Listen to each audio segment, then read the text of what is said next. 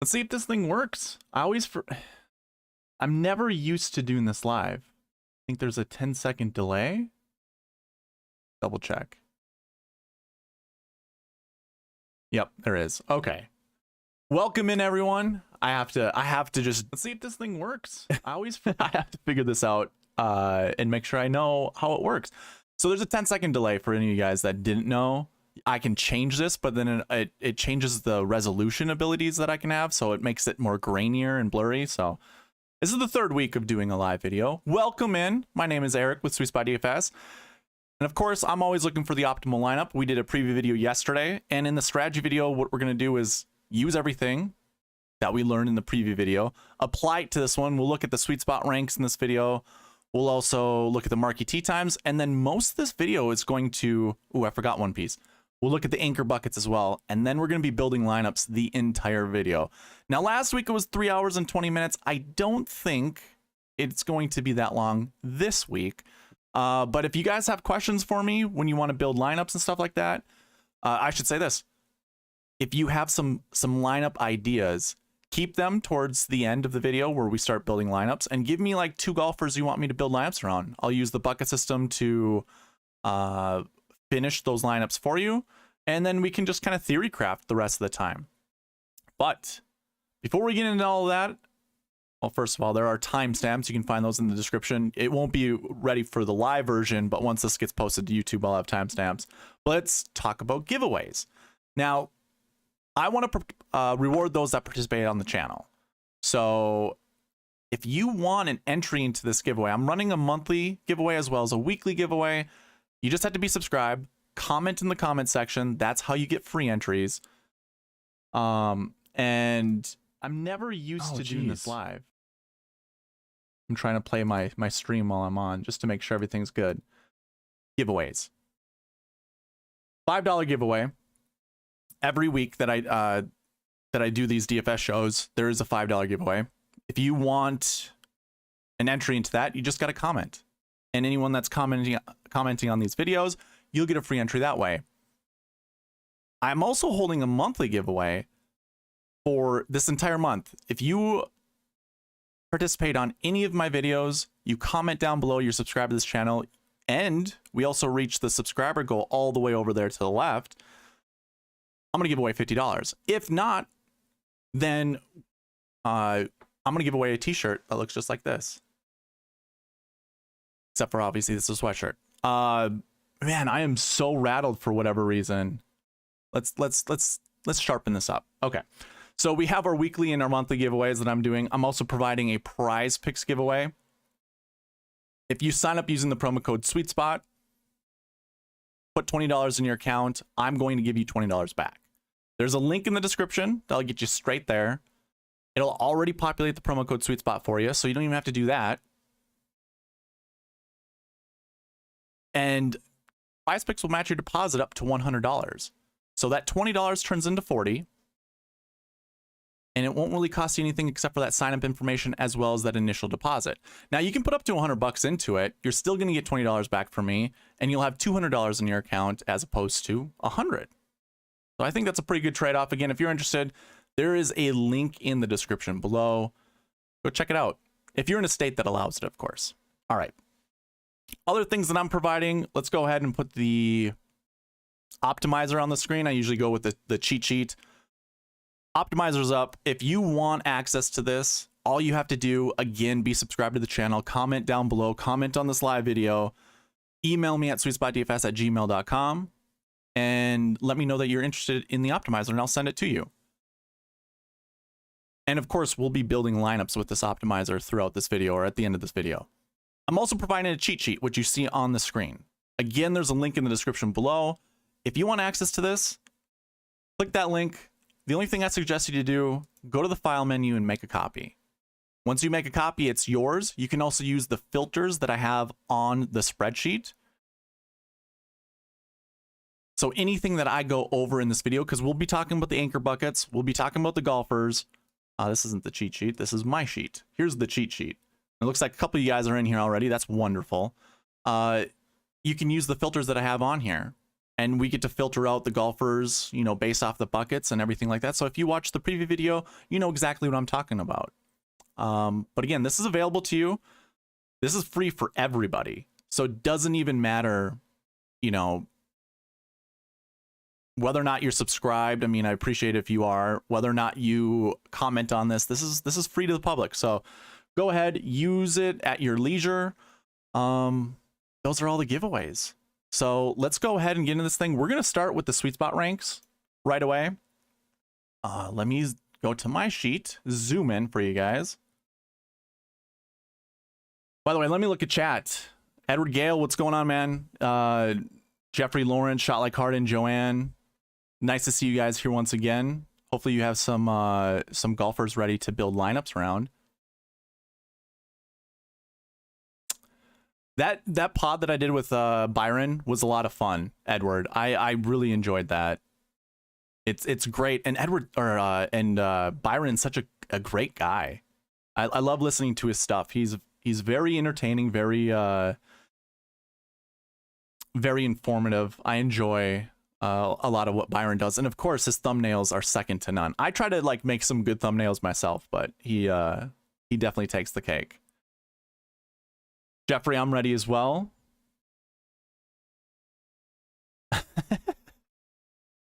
Shot Like Harden, there's no there's no Burnsy in this field, so what are you gonna do, man?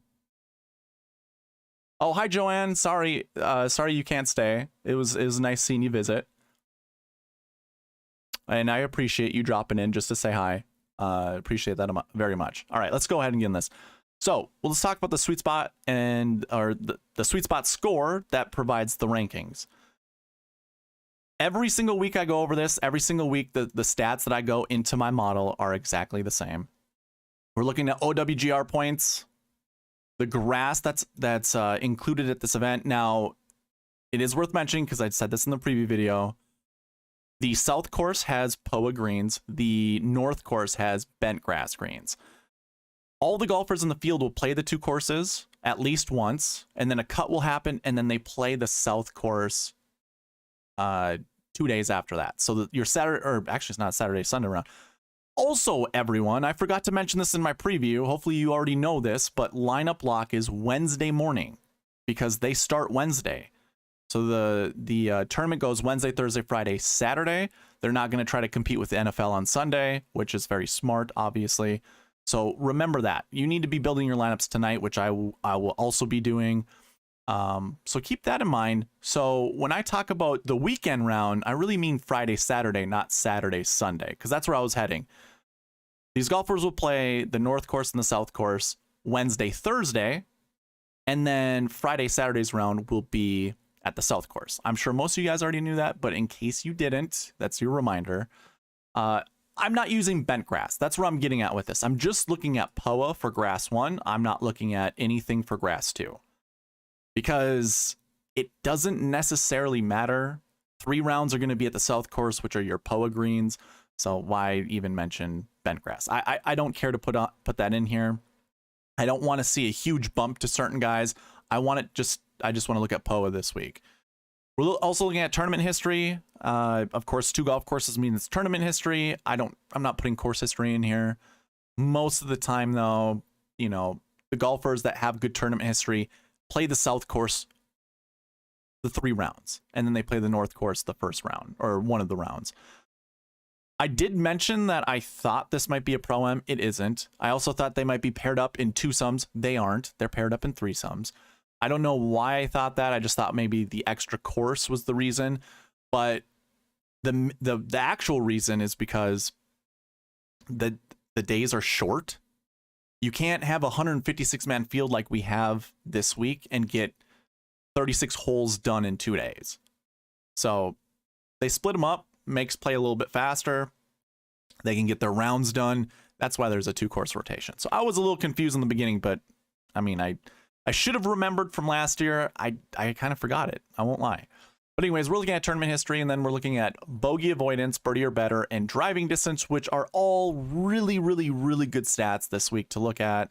They're always in my model because this is kind of how you have, you know, this is where you find better golfers. This is where you find your best golfers, I should say. And then I'm looking at recent form stats, which we actually use. We didn't really have recent form stats the last few weeks because, well, I don't really keep track of recent form when there are 2 or less tournaments on the docket.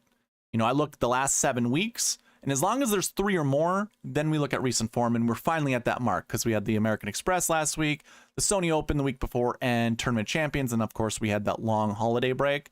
So we have our 3 events, so we can look at recent form stats. And then, of course, I'm looking at season-long DraftKings points, scoring average, round under 70%, cut-made percentage, and DK top 10. If any of the golfers are out, they'll get like a minus 1,000, which we do have one who it's not showing as minus 1,000. So let's go ahead and put that in. Johnny Huh. If you didn't already know, he withdrew. Byron and I were talking about this on his podcast. He has elbow tendonitis, which is not great as a golfer. You don't want to have anything tennis, or I was going to say tennis elbow. That's what's on my mind. You don't want to have anything elbow related or back related. And those were his 2 injuries over the last few weeks. So it's not looking good. I would just hold playing John Huh until we know he's healthy. And of course, he's in the 6K range, so it's not even that big of a deal. We wouldn't want to play more than probably 4% of him anyways. So those go into your points. You can see ROM is at the top. Let me go ahead and put a filter on this. I should have already done this. And take out Johnny Huh.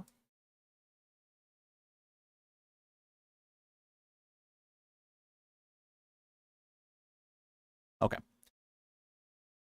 Sorting it from top to bottom, John Rahm is #1 guy, and he's got a 70-point difference between him and Tony Finau. Now, when you look at Finau, you can see there's a 6-point difference between him, Xander, and Will Zalatoris. They are all pretty much equal, in my opinion. Now, Zalatoris, I would say, is a little bit better of a value, especially when Collin Morikawa is the only other guy in the 10K range, and he is 3 spots below these 9K golfers. So Collin Morikawa, I think, might be a little overpriced, and I actually agree with that because it's not like we really have seen much of his play as of late. And in a field like this, I'd rank him lower. I don't think this is a course that really, I don't think it really benefits him. So I think that's fair. 7th in my model. Even if he's overpriced, you know, compared to my rankings, to my score, don't be afraid to play him. If you like Morikawa, play Morikawa. He's one of the best golfers in the field. That's enough to just play him anyways. So keep that in mind. But the rest of these guys, you know, like I was talking about with Finau, Schauffele, and Zalatoris, 6 points separate them. You can see the huge drop-off, but then we also have a huge drop-off of salary. So I kind of like this with DraftKings. I did a calculation during my podcast with Byron, and actually the points are much closer to each other than the salary is. So really, Finau could be priced. What this means is, like, Finau could be priced 10-7 or 10-8, and it would match kind of the difference in score. So if we're using my rankings as a method of really trying to determine, you know, how equal these golfers are, or rank them based off of their performances, Finau, you could say, has a bit of a value at his price. So keep that in mind. Then that also would apply with Xander and Will Zalatoris. I mean, Zalatoris would be probably really the best value if we're really thinking about it. So if Zalatoris is one of your guys, you know, don't be afraid to use Zalatoris in your lineups.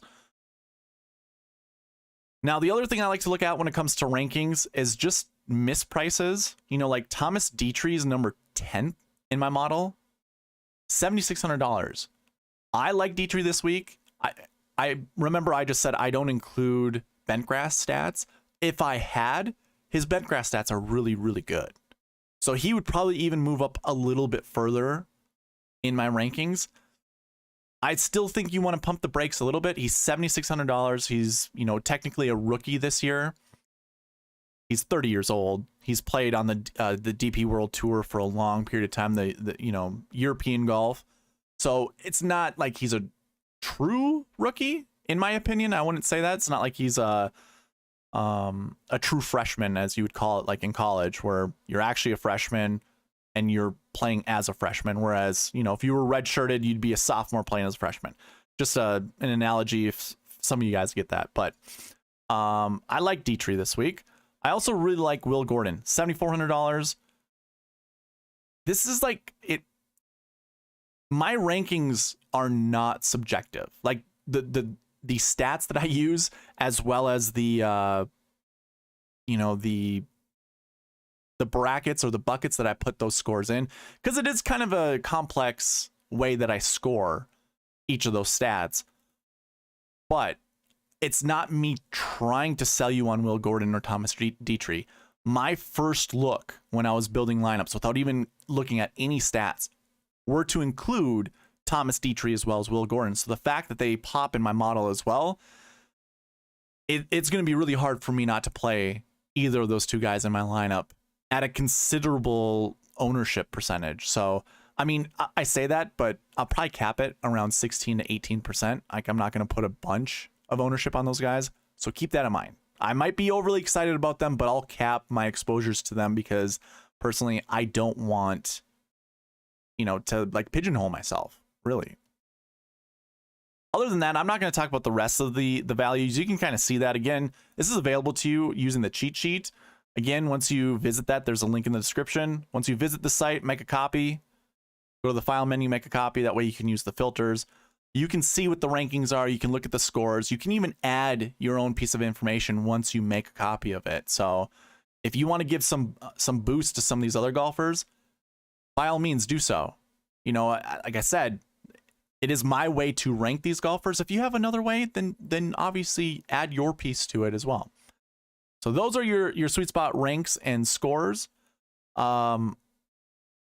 Let's go ahead and get into the marquee tee times, because that is what I use those scores primarily for. I mean, I do like them to let me know of some some value plays and stuff like that, but these go straight into the marquee tee times.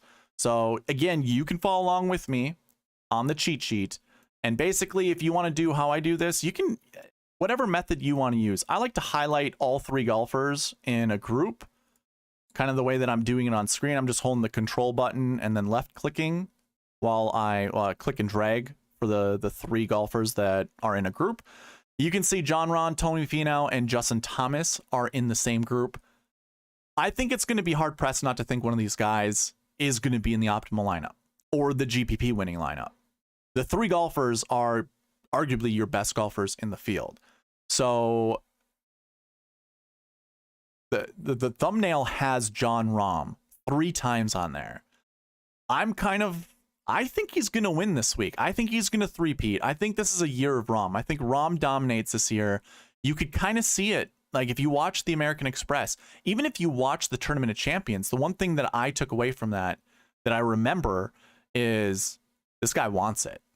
And it's not like the other golfers don't want it, but when Rahm, put it a different way, I think, I can't think of the phrase that I'm trying to get at, but when he puts his will towards something, I'm pretty sure Rahm can get whatever he wants on the golf course. Whereas like a Justin Thomas can't. There are like very few flaws in Rahm's game. And a course like this, where short game is going to matter, you would want Jon Rahm. Like, of all the golfers at the top of the salary leaderboard, I want Jon Rahm. I trust his short game more than anyone else. We'll get into like the weather splits as well as the golf course these guys play at during the lineup building selection, because there is something to discuss there. Rahm isn't really starting on the correct course for me, but we'll talk about that once we get there. I still think even him being on the wrong starting course, I still really like him to finish inside the top 10 and also in the optimal lineup. Again, that's what we're chasing, is the optimal lineup. I don't need Jon Rahm to win the tournament. He just needs to be in the optimal lineup, or obviously the GPP winning lineup, of course. So I like Rahm. I'm pretty sure I'm anchoring around Rahm. There is to me, there's a discussion to be had of maybe going to like a Tony Finau or a Justin Thomas. I'll say this, I'm not going to roster 2 of those guys in my lineup. So even if I want to fade Rahm, I'm not playing Finau and Thomas together. Very rarely, now for those that are new to the channel and new to the strategy videos, very rarely do you have 2 golfers from the same group be in the optimal lineup or even in the GPP winning lineup. Now it's not super rare, like it's a 1% thing. It's under 10% of the time that, you know, your optimal and or GPP winning lineup has two guys from the same group. I would almost say it's like there's like 6 or 7% chance that happened, or that has happened over the last, you know, 2 years that I've been recording this. It's happened probably 6 to 8%, somewhere in there. That's not enough for me to be okay with it. Now, those are really good golfers, but I'm cool with just selecting one and moving on, especially at their price tags. So again, it's going to be Rahm for me, but if you want to fade Rahm, that's fine. Finau and Thomas are fine choices. The next one's really interesting. Will Zalatoris and Max Homa with Colin Morikawa. Now, you can already feel like my feelings on Morikawa. I'm going to full fade Morikawa. I might put him in one lineup and that's it, and then move on. But I really like Will Zalatoris and I really like Max Homa this week. So it's really difficult for me not to like go with Rahm as well as Zalatoris or Max Homa. It's really difficult for me not wanting to choose those guys. Now, if you didn't like those two groups, the next one is really interesting, minus JJ Spawn. I don't personally care for JJ Spawn, but, you know, Xander had a really good performance at the American Express. He'd been battling a back injury prior to that. Remember, he withdrew from the Tournament of Champions, and then he finishes third at the American Express. And there were question marks of him going into that tournament, whether or not he was going to be able to finish the tournament or not. Personally, I don't like lingering back issues. I don't know the severity of his back issue during the Tournament of Champions. If it was like an injury to his back, like Will Zalatoris, by the way, those things don't heal in a short period of time. Zalatoris had to take like 3 months off to get his back healed. Maybe it's a bit of noise, but I don't think I feel comfortable once again rostering Xander Schauffele. This is kind of a quote unquote home course for him, growing up in the San Diego area. I don't care. I'm going to be a bit skeptical when it comes to rostering him. It's not saying I won't. Like, I'll put him in a few lineups, but most likely it's going to be under 5%. And I'm cool with that. I'll put him in a couple good lineups, and I'll put those at, you know, winner take all contests, so I can hopefully recoup my money if I hit the right Xander. Like, if he were to win or show up in the optimal lineup, that's one way I can hedge against myself. But other than that, I'm cool with fading him. I'm also really cool with fading Hideki Matsuyama. Like, I've heard a couple interesting things this week about Hideki Matsuyama, and I think he can actually be somewhat. I just saw Charlotte Cardin's I'm sorry, bad. I just noticed your comment about betting him top 5. If you feel comfortable doing it, then obviously do it. I don't want to. I wouldn't want to. I don't like the buckets that he is in. It's the first time that he's been in the strokes gained 5 bucket, which is negative off the tee as well as negative putting. We just saw him at the Sony Open where he was atrocious off the tee. Like, just to kind of highlight that, if I go to the recent form stats and we take a look at his off the tee stat, it's minus 0.416. And his putting is minus 0.439. He does have a good approach. He does have good around the green. But this is a type of tournament that's going to magnify. It's going to intensify those weaknesses. And we obviously know Hideki to be kind of a decent driver of the golf ball. He hasn't been recently because he's been so inaccurate. Like, if I go all the way to season-long stats and we take a look at Hideki's, I mean, it's kind of, you can't really tell, but his driving accuracy is 59.48. Not super great when you compare it to the rest of the guys that are up here. Obviously, Colin Morikawa trumps everyone, but then you've got like 66% with Jon Rahm, 67% with Tony Finau. I'd feel way more comfortable with those guys in my lineup than I would Hideki Matsuyama.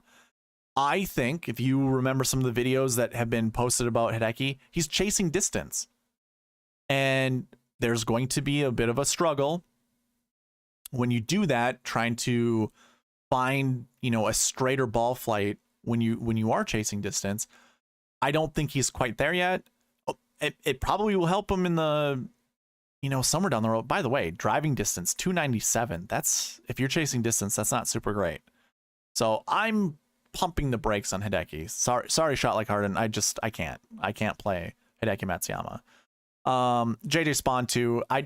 Dude, I don't know. I know he had type 2 diabetes, and that's kind of why he hadn't been good for a while. But when I see that name, I'm like, that's a 6K golfer. And when I see him at $8,500, I don't feel comfortable playing JJ Spawn. So I don't know. I don't know if I can get to JJ Spawn. Yeah, I'm sorry. I'm raining on your parade, Shot Like Harden. I am so sorry. But I can't do it. The next group seems really interesting. Sung J M, Siwoo Kim, and Keegan Bradley. I don't mind taking flyers with any of these guys. It's kind of interesting. No one's talking about Sung J, but I personally don't like Sung J. He hasn't been playing very well recently. Like, his strengths are, you know, being accurate off the tee, being, you know, a decent approach player. Like, he does have good stats.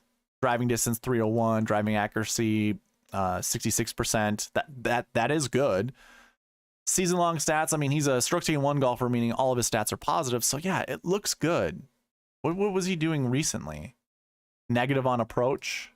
That's it. Okay, so I guess I could probably sell myself on Sung J. Sung J seems like a decent play. And I don't mind Siwoo Kim. I don't mind Keegan Bradley. I'm just not really going to focus on those guys. I really like Taylor Montgomery as a whole, in general. I talked about this with Byron on his podcast. Taylor Montgomery, to me, has the makings of an elite player. The approach game, like his swing that he kind of showcased at the American Express, not super great. Not great whatsoever. So you could pump your brakes on Taylor Montgomery there. I mean, that Byron talked about it being kind of a nervy golf swing. I'm not sure. I mean, the guy is, I think he's like 6'4", 6'3", 6'4". He could be even 6'5". I can't remember off the top of my head, but I know he's around like my height.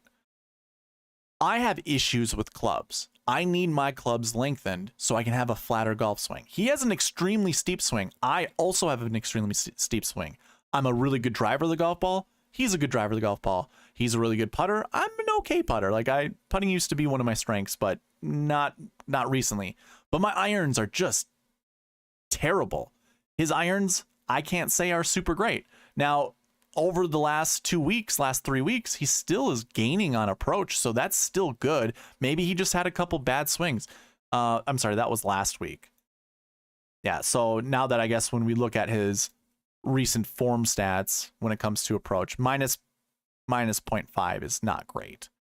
But like I've been telling everyone, being really good off the tee, that is going to cap how many strokes on approach you can get.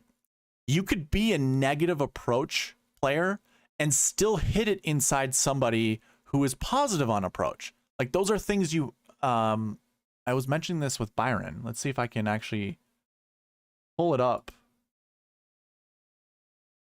Okay, let me show you a couple things here. So this is, I sent this to Byron. It is, imagine if, and I use this in an example with him, you hit the ball 360 yards off the tee. We're using a par 4, 400 yards. You hit it 360 yards off the tee. You have a 40-yard shot in, and you hit it to 8 feet.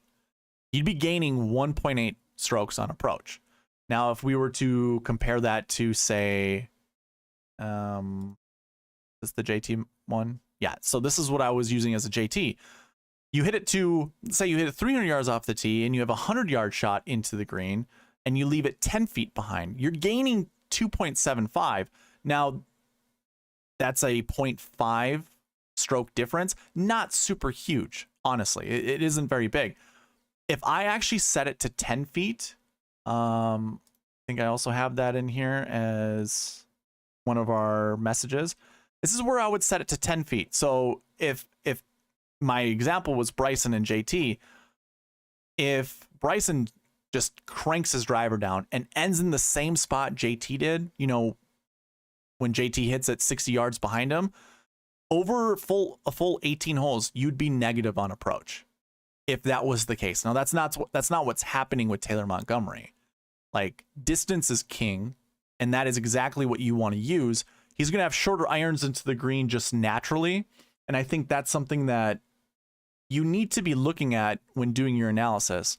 When the guy gains that many strokes on a off the tee, so 0.83, pretty darn good. It's not super great, but 0.83 is pretty darn good. The two stats between off the tee and approach would be your ball striking stat. As long as that's in the positive, you're on the right path. I mean, you can look at Justin Rose just underneath him, similar stats. Justin Rose only had one event, and that was the American Express. Much easier to hit the ball there, like driving it and approach play. But very much the same result. Really good off the tee. Kind of, it looks like bad approach stats, but don't be fooled by that. Hitting the ball closer to the green caps the amount of strokes you can gain on approach. So if you do end up, you could even use that Bryson example. What if he left it at 12 feet? He left it 12 feet away from the hole from his position. He'd even be worse off, negative approach stats. So I'm not personally going to hold Taylor Montgomery hostage because he has bad approach stats. In fact, at this tournament like this, whereas around the green game and his putting is really good, I like him even more. He's going to have longer irons into the green, which means, hey, longer irons are actually longer. He can have a flatter golf swing. He won't be so steep with his wedges. He still needs to figure everything out, but I like Taylor Montgomery. That's my pedestal that I'm going to stand on with Taylor Montgomery. I like him a lot. And, his season-long stats kind of match that. Now, putting can regress. Don't get me wrong. Putting can regress. And it just, when you look at his putting stroke, it's pure. There's nothing that you can say, like, it's not a luck thing. He's not being lucky with his putter. He's got great technique. He's got great rhythm. He reads putts seemingly well. Like when they're watching him on the broadcast, he was always touching the hole basically with his putts. So he's always very close to making a putt. So I like that. Now moving on from there, like Rose, Ricky Fowler, I like these guys. So this whole group, I definitely want to play one guy from for sure. The next one I'm just going to skip. I don't like Jason Day, and the other guys aren't really worth mentioning. Like, I'm not going to talk about Svensson and List. I like Dietrich. I like Clark. I'll probably stay away from Ride, despite him having like really good results here last year. Probably just going to stay away from that. The next one's actually really interesting too. Justin Lauer, Kurt Kitayama, and Patton Kizzire. I like all three of those guys, so those can be like fillers in my lineup. I don't mind if the optimizer selects them as a marquee tee time. I think the three golfers together are pretty decent. What golf course do they start at? South course, so that's not great. And then the next one, Cam Davis, Trey Mullinax, and Michael Thompson. I can just ignore that one, but that wraps up the marquee tee times. We're going to get into the anchor buckets here. As I go through this, if you are kind of, if it resonates with you, the golfers that I'm going over, just put those in the chat and I'll build some lineups around that. Shot Like Harden. So you followed Taylor Montgomery around. What was your feeling around him? Did you think he was like an elite golfer in the making? Did he just seem okay? Was it just whatever? What did you feel like when you were watching Taylor Montgomery, when you were following him around? Again, there's a 10-second delay, so I'm just going to continue on, but I'm looking forward to your answer. Let's go ahead and get into our anchor buckets now. So if you're following along with me on the cheat sheet, again, you can use the filters by making a copy. Go to the bucket system one, and I'm going to hide some of these columns. Some of these are available to me and not to you. I'm sorry. That's how it is for now. We'll hide these columns here and make it a little bit easier for you. So the very first thing I want you to do is go to this max projection bucket, scroll down to filter by condition, and select the greater than or equal to function in there. And then once you do that, type in 2. And we want greater than or equal to 2 in our max projection. That's almost automatically going to filter out your min projections because we want at least one golfer that we have to select. And doing it this way ensures that. Now, the other piece to this is go into the bucket total portion. So column L, select this filter for this year, and you can do it several ways. The easier way for me to do is clear what the Google Sheet is selecting, and then just start clicking on these low numbers. I just want to have less than 25 be represented in here. You're going to see large numbers like 49, 37, 38, 43, 67. So we're going to skip those. I only want to look at these smaller buckets because they're easier to select anchor plays from. So like the very first bucket that we're going to be looking at is last year ones. Now we went over this in the preview video. And we already talked about the pool of players. So we kind of already know, you know, the golfers that are in each of these buckets, but just to kind of magnify the importance of finding an anchor play, I'm going to go over it here right now. So I want to find 1 to 4 golfers in the last year one bucket to, well, I want to consider 1 to 4 golfers to put in my lineup. Let's go ahead and get to there, and I'll explain why I said consider as opposed to select. So we're going to look at the last year one bucket and sort this by salary, just to get a clearer picture. So you can see we have a bunch of 9K golfers and above in this bucket. Well, what happens if, you know, 3 of these top guys finish inside the top 10, but then another 10K or another 9K golfer from a different bucket also finishes inside the top 10? You can't own them all, or you can't roster them all. So you have to make decisions. So we could literally have 4 guys from this bucket finish inside the top 10, but you might only be able to roster 2 of them. You might not be able to roster 3 or 4 of them. So keep that in mind as we go through this, you know, especially when you see higher salaries in this bucket, because we have a salary cap that we have to build under. It's really difficult. You're just gonna have to keep that all in mind. So we want to anchor around 1 to 4. Somewhere around that number, if we can, you know, figure that out. Now, first of all, Jon Rahm, it speaks to me.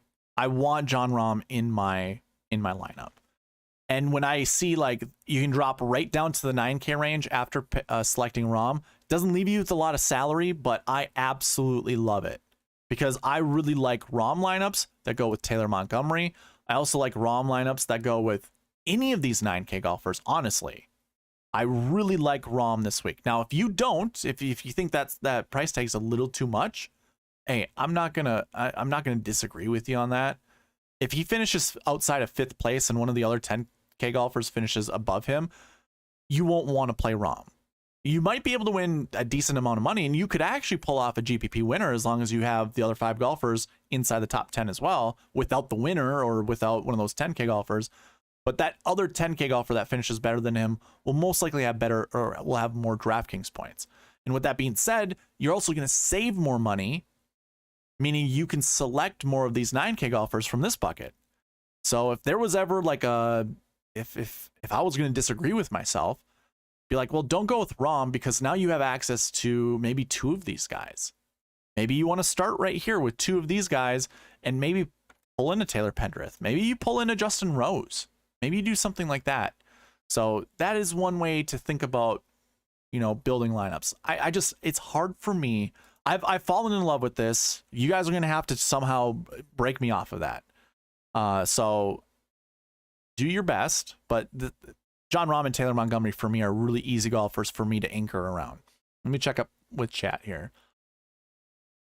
Felt like he was already top tier. Of course, he did get around 10th. Okay, cool. Yeah. Yeah, he just looks like a solid player. Edward asks, I am curious what you think of Jason Day. So Edward, he's on my blacklist, and it's all subjective. Like, the reason why is I've had so many good lineups. Here, I'll give you my story with Jason Day. PGA Championship 2015, when he won it, I was playing for like $10 on DraftKings, I think, at that time, and I had him in a bunch of my lineups. You know, like I knew Jason Day was going to win that tournament, and he was like pretty decently priced. One guy, I was winning the quarter arcade heading into Sunday, and one guy that kind of, you know, did me wrong was Matt Jones. Now, when Matt Jones got off of the golf course, he came over, he hugged his wife, he picked up his little child. I think he had 2 children at the time. And it was hard to be mad at Matt Jones because it just looked like he was a nice dude. He was a good dude. But I was mad. I'm like, he was like in the top 10 and then he just fell. And so did my chances of winning a GPP. But I had Jason Day and I love Jason Day. Fast forward after the vertigo issues, after his back issues, I put him in some lineups that were also competing at the top of the leaderboards of GPPs. Then he withdraws. Like after round 2, after round 1. Now, after round 1, you can't really have your hopes up, but when you followed the rest of the tournament and you had 4 guys finish inside the top 10 and you had to withdraw and like your other guy probably missed the cut. I don't really remember, but it's like, really? Okay, there's the first bad taste in my mouth playing Jason Day. And then it happened again, and it happened again, and it happened again. And then it's like, okay, now he's down in the 7K range. Let's play him again. Misses the cut, misses the cut, misses the cut. When I had good lineups. So I literally have blacklisted him. I do not want to ride that roller coaster. It started out really great. Since then, it's been terrible. I don't want to roster Jason Day. I don't want to deal with that anymore. And last week, he was doing really well. Like he was close to top 5. I mean, I think he did finish top 5, right? Or was it just... Yeah, he finished 3rd. You want to know what? I'm okay with that. He wasn't... I don't think he was in the optimal lineup. I'm okay with that. If he wins this tournament, I'm cool with not playing him. I really don't feel FOMO with Jason Day. He has burned me way too many times for me to even feel like... I literally have no FOMO when it comes to playing Jason Day. Now, with that being said, I'll still play him in like 1 or 2 lineups just because I'm not going to completely fade him at $8,800. It's not a terrible price tag for him, but and I don't really full fade people. Now, if the optimizer just doesn't select Jason Day, I'm cool with that. I don't care because I'm going to let the optimizer do all the work for me with building lineups. So, yeah, no, it's like I said, it's subjective. It's just it's a personal thing. It's really not that big of a deal. I need to not be so biased, you know, when it comes to lineups because that can also hurt you and you can always play that what if game. You know, like I think I had a couple of good lineups and I wasn't going to play Jason Day. So I would never know if those lineups were going to do well, but I remember 3 of those golfers that were in that lineup and they're in the top 10 leaderboard and so is Jason Day. It's like, I wonder what that lineup would look like if I would have kept Jason Day in it. But I'm still going to speak to you and say, I'm cool. I'm cool with not playing him. I literally, he could win this tournament and I'm cool with not playing him, which is it's a bad like attitude to have, but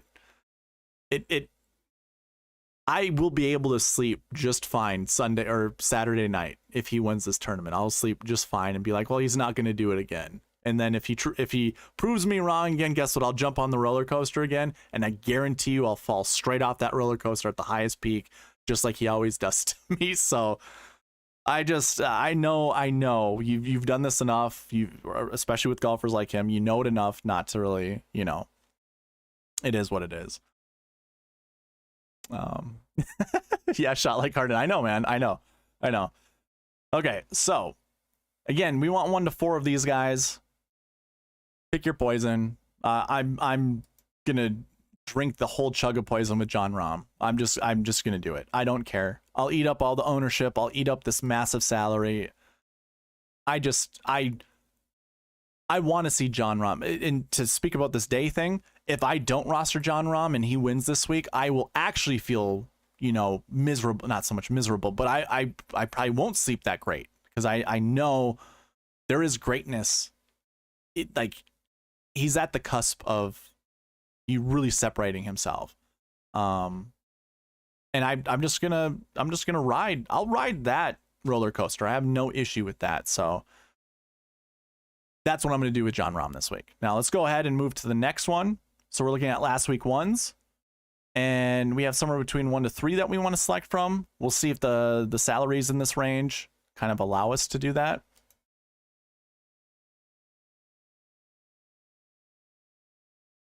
My short-term memory is so bad. Last week one. Okay. I was going to go last year too. Last week one. So these are guys who top 20 the week before. And, well, what do you know? We got Jon Rahm up there. Obviously, he won last week.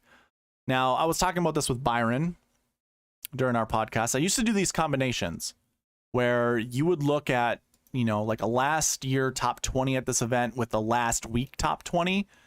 And we have a few of those guys. Sung Jae is one. Montgomery is another one, by the way.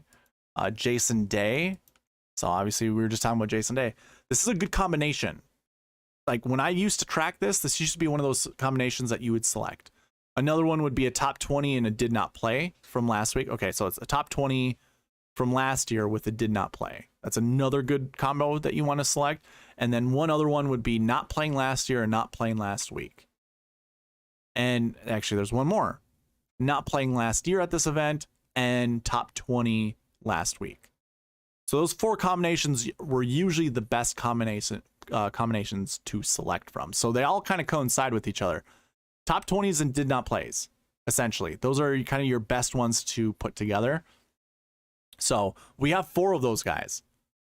To me, again, it just kind of like resonates, I should say, not resignates, resonates with me to play Jon Rahm. It's a really good course fit for him. He fits one of those combination buckets. It's just everything dude, I'm sorry. I don't want to be one of those people that's just like, play Jon Rahm, play Jon Rahm, play Jon Rahm, but you can't not want to play Jon Rahm. Don't be discouraged with Tony Finau having a missed cut last year. This is actually another good combination of a bucket. So a missed cut the year before to go along with top 20. It's not terrible. We did talk about missed cuts. It's usually a good bucket to select from when it comes to like last year and even from last week. It's not terrible. So I'm not going to hold Tony Finau down because of this. I just like Jon Rahm that much more. Now you can see the rest of the guys here. Remember, we want to select somewhere between 1 to 3. Easy to gravitate towards the guys up at the top, but you know, some of these guys down here aren't too terrible. You know, we have obviously Davis Thompson, who was leading that tournament last week for the longest time. It's not a bad bounce back spot. Now we could use psychology in our method here and be like, well, he was so close to playing well or to winning that tournament last week. Maybe it just sucked all the energy out of him. You can certainly use that as your criteria. And maybe that's why you wouldn't want to play Davis Thompson. I don't care. I'm still going to keep my exposures set the same as they typically are. I don't have one feeling one way or another with him. And so names that kind of pop to me are Matthias Schmid or Matty Schmid and Patton Kizzire. Patton kind of jumped for me at the Sony Open, and then I thought to myself, well, I did play him at the Sony, and then he popped a little bit at the American Express. I'm like, nah, he did so bad at the Sony where he's won that tournament before. I don't want to play Patton Kizzire. And then he finishes 11th place, so he would have done well. Like, it would have been great if I would have played him. So keep all of that in mind. Moving on from there, though. So again, 1 to 3. It's easy for me to select Rahm and just be done with it and say I don't need to select anymore. But up to you guys. Again, keep some of these names available for lineup building later. Course history 2s. Double check something here.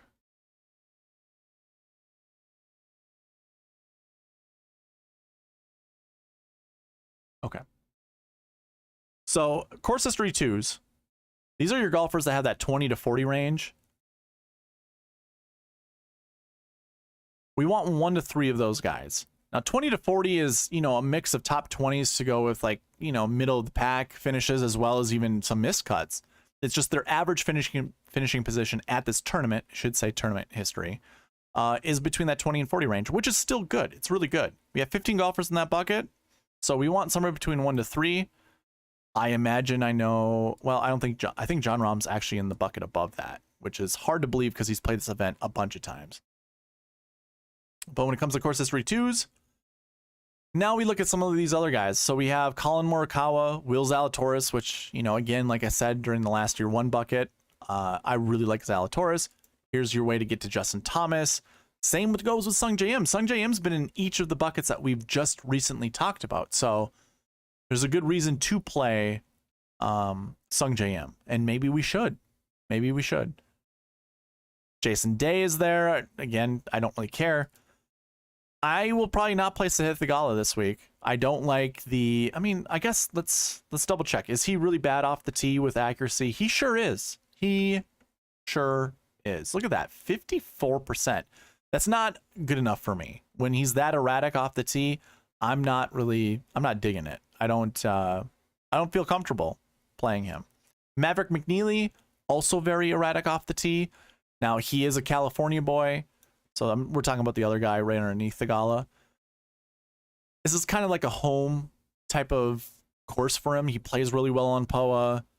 Hits the ball far enough. Yeah, sure, not as accurate, but we might be able to, even when the rough is thick, if you hit, the further you hit it, the easier it is to get out of that rough. So maybe we can make a good argument to play Maverick McNeely this week, but yeah, I don't really so much care. I do like Justin Rose. I don't mind Keegan Bradley. I probably just won't get there with Keegan.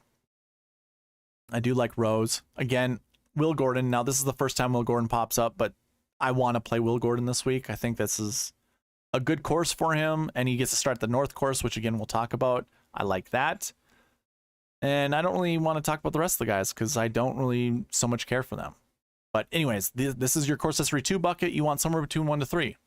Or at least that's what I'm projecting to be inside the top 10. So keep that in mind. Going to the next one, recent form ones. We want somewhere between 1 to 3. We do have 12 golfers in that bucket. It's a pretty high success rate, by the way. And the frequency rate's almost 100%. So it's almost happened every single week. Now, we talked about this in the preview video. This is actually a really good bucket to select from. There was 1 year where there were 0. There was 1 year where there were 2. And then everything has been 3 or more from this bucket, if I remember correctly. I have to double check. I don't want to just, speak noise. So recent form right here. Yep, I thought I remembered it correctly. So 1 year there was 0, 1 year there was 2. Otherwise, the rest of the years there were 3 or more. So this is that recent form 1 bucket. We're looking at top 10 finishers. It happens quite often. So I could live with, I could live inside this bucket and select most of my guys from this bucket. And guess what? Jon Rahm is up there once again. So is Tony Finau. So is Taylor Montgomery. So you obviously have heard me throughout this video just constantly talk about how much I like Jon Rahm, how much I like Taylor Montgomery. And when we see more of these buckets that are together, it's like, well, how in the hell do I not go with those two guys?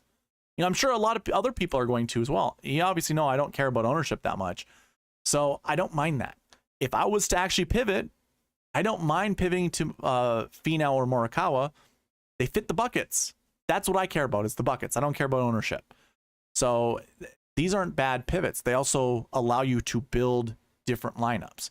And you could still go with like a Finau Montgomery, but I also really like Max Homa. So maybe we could do something like this. 10K and 2 9Ks. Doesn't leave a lot of salary, but it's a lot better than going with like Rahm, Montgomery, and even if you liked Homa, we're already $1,000 over. We're actually more than that. We're $1,600 over what we could do with a Morikawa build. $1,600 split between 2 golfers, or even 3 golfers. You can spend $500 on each one of those golfers, just a little bit, or $500 more on each one of those golfers. So, this is where really game theory crafting, I should say, comes into play. Who do we really want to play from here? And again, there's Jason Day. So Edward, hey man, if you want to play Jason Day, here's a good reason why you'd want to play Jason Day. He's been in like every bucket we've talked about.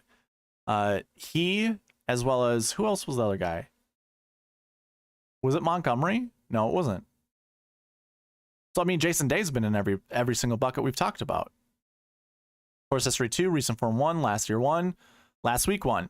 Now, Shot Like Harden knows this one. Just because a golfer's been in every single anchor bucket we've talked about does not guarantee his top 10 success. it just increases his chances, which is almost the same thing, but it really isn't. Play him at your own risk. Yeah, he's showing up a lot, but I don't feel that comfortable playing him. I won't lie, as I'm sitting here talking to you guys, I am getting that feeling inside like maybe he isn't a bad play this week. I don't want to, but it's there. It's there. You do with what you will with him. I care and I don't, and I'm done talking about it. Siwoo Kim, Maverick McNeely. I don't really care for a lot of these guys. Like Maverick McNeely's not a terrible play. I'm just not gonna get there. What's going on, Chad? Yes. Smash the like button. Smash. One of the funnier things that I've ever heard is why don't you touch the tip? Touch the thumb. Just touch the thumb. The tip of the thumb. Just a little bit. You don't have to hit it hard, just gently massage it. That's all. Makes people feel really awkward about it. I love it. So moving on from there, the next anchor bucket that we would want to be looking at are recent form 2 golfers. So this is just the next best recent form bucket. So coming into this tournament with good recent form really matters. So Chad, here you go. This is your recent form golfers you want. Will Zalatoris, Justin. By the way, did I even say how many we want? Somewhere between 1 to 3. Projecting 1 to 3 to be inside the top 10. So, you know, we do have some 9K golfers up here. Maybe we can't, like maybe 3 of these guys finish inside the top 10. You can't then own, or you can't roster 3 of these guys. You can only roster 2. So really up to you how you want to do this. It just makes me like Will Zalatoris more. Obviously, we've been talking a lot about Justin Thomas as well as Sung Jae. So Sung Jae is in the opposite recent form bucket than Jason Day. So the 2 golfers we're constantly talking about in this video, Sung Jae Im and Jason Day. And if we were doing like a 10-9-8-7-7-6 approach, Sung Jae's your 9K golfer, Jason Day's your 8K golfer. So then you just fill in with your 10K however you want. I'm probably going to build a lineup like that just because I said it out loud. It seems like a smart thing to do, a smart approach to go with lineups. And probably stick him with Tony Finau, because Finau would be my second favorite 10K golfer. But again, we've talked about Justin Thomas enough to want to play Justin Thomas, and obviously Will Zalatoris is a very, very talented golfer, so why not? I do like Justin Rose.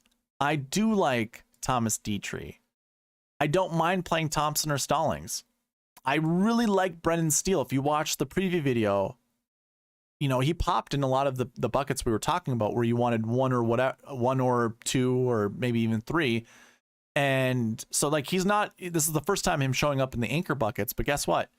The other buckets that he's in, there aren't, you know, super great golfers in those buckets, and the projections are 1 to 3, 0 to 2.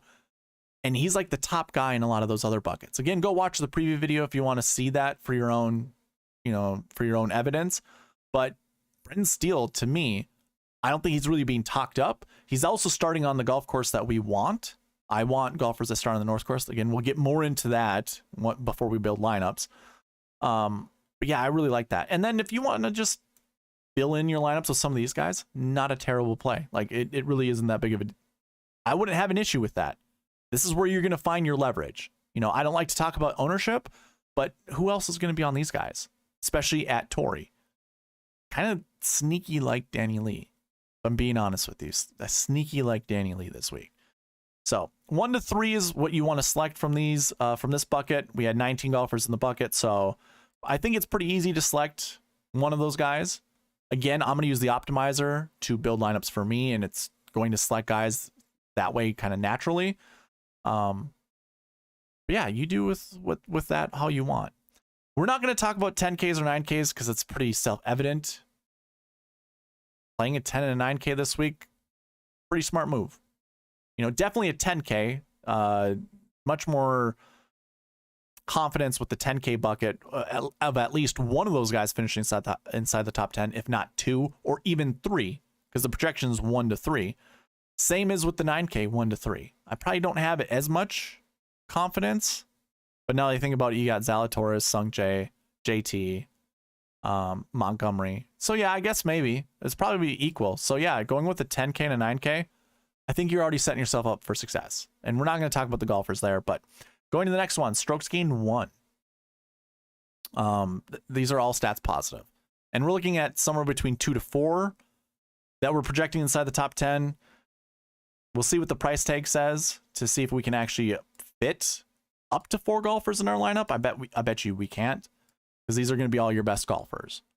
So there's John Rahm once again. We've already talked about Finau a bunch, Xander a bunch, Zalatoris, Thomas, Im, Homa. But we really haven't talked, and of course Jason Day. There you go, Jason Day. Every single anchor bucket that he could be in, he's been in. Like the buckets that we went over. So him and Sung Jae have been in every single anchor bucket. Again, doesn't solidify his top 10. It just increases his chances. I really like seeing Thomas Dietrich here. I kind of do like Kurt Kitayama too this week. Now I saw something on Twitter that shows that he actually plays POA events worse than he plays any other grass event. That's kind of concerning because I am kind of a grass guy, like an agronomy guy. I don't know if I really so much care. Okay, we'll get. I keep saying we'll talk about the starting course. We're almost there, but he's on a starting course I don't like. And then the 2 bends. I don't know if 2 bends make a right, but they certainly are down here. Certainly value plays. So if you want to select one or both, that's on you. I'm going to live up here in the 10K range. I did already say that, I mean, like I said, we might not be able to put 4 of these guys in our lineup. So although the projection is 2 to 4 to finish inside the top 10, I could see 3. And the 3 that I would want, I already mentioned this: Tony Finau, Sung Jae Im, and Jason Day. It leaves what? $2,200, $22,400 to build the rest of our lineups. That's $7K basically for each of those golfers.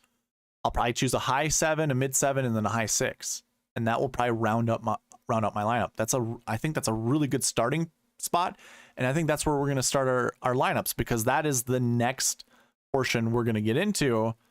But like I've just been saying, let's talk about this weather thing, okay? I'm going to throw weather.com up here. I also Wind Finder loaded up too, so we can see Thursday, which is actually the second day of the tournament, winds are up to 17 miles an hour. Let's see, max is 25. So it's 15 to 25. 12 miles an hour is where wind actually really affects a golf ball. It's about every 12 mile an hour takes off about 2 yards of a golf ball. And that also will change the trajectory of a golf ball depending on if you're hitting into the wind, if you have the wind behind you or side wind or anything like that. 12 mile an hour is where you really need to start paying attention, because that's where it really becomes tricky. It's where you have to throw a lot of math into it. So personally, I don't like golfers who are playing at the South course on Thursday. So I shouldn't even say that. I don't like golfers playing the North course on Thursday, because the South course is already tough. So my whole thought process behind golfing, and really with DraftKings, because we need to make birdies, right? You're going to get a big enough advantage playing the North course when the conditions are easier. And when they're easier, you have more opportunities for birdies. When it's going to be windy at the South course, I should say this, regardless of there being wind at the South course, it's going to be a tough tournament. Like, South course is hard. Look at these winning scores: 15 under, 14 under, 15 under, 21 in 2019. That's the highest we've ever seen. Jason Day, 10 under. You know, we go across this. We even get into the single digits, 6 under. This was that really windy final round that messed with people's scores. But we also see more single digit numbers. That tells you birdies are difficult to get at this tournament. So why not play the easy course on the easier conditions to get 1 or 2 more birdies for your golfer? The South course isn't easy to begin with. Golfers are going to have to be scrambling regardless. It's not, I don't think you can squeeze 1 or 2 more birdies out of the South course in good conditions. You're still going to be scrambling. You're still going to be mostly playing for par at the South course. Yeah, there are some gettable par 5s that people can get birdies on. I wouldn't say somewhat easy, but easier than a lot of the par fours here, because the par fours are pretty challenging. Yeah, we're not looking at a scoring fest. So again, why wouldn't we want the easier course during the easier day of weather? And that's my personal belief. We want birdies this week, so obviously let's try to rack up birdies when we can get them. And the South Course, regardless if there's wind or not, you're still scrambling. And guess what? Wind doesn't necessarily, I mean, wind affects all shots. It also affects putts. But the amount the wind affects a chip or a putt is far less than a ball in the air. So if we're still chipping when the wind is down, or if the wind is up, we're around the green. We get to do a lot of things, a lot of the same things around the green that we would with wind or without wind. So wind doesn't really necessarily affect those types of shots. They affect your drives and your approach shots way more. So let's mitigate that. Let's find golfers that play on the North Course as opposed to golfers that play on the South Course in the wind. I'm sorry, when it's easier. I'm skipping ahead in my head of the next thing I want to talk about. Now, a deeper analysis of wind is determining what direction it's actually, applying to the golf course.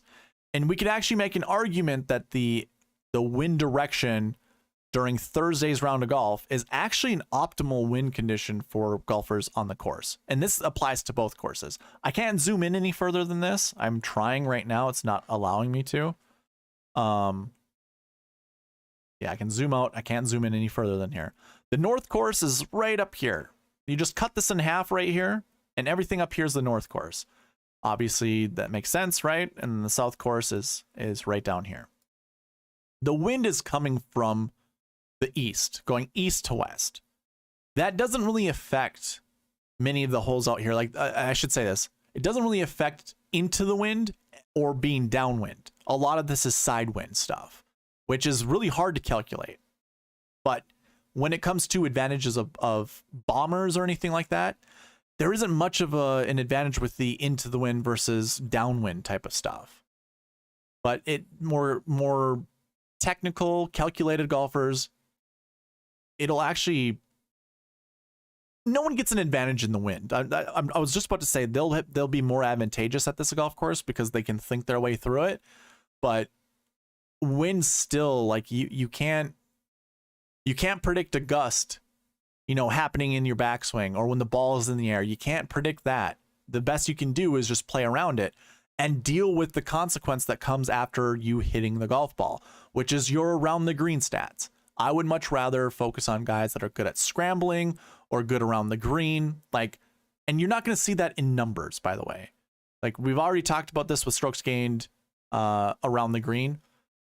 Hard to decipher if a guy is good or not. You can use your own eyeballs. That's what, when you watch golf, you can determine if someone's really good around the green. Jon Rahm is phenomenal, has one of the best short games. So too is Tony Finau, believe it or not. Jason Day, he has his own methods and he's not terrible. I don't know, I have my reservations with Jason Day, obviously. Taylor Montgomery has great around the green stats. Not just stats, but technique.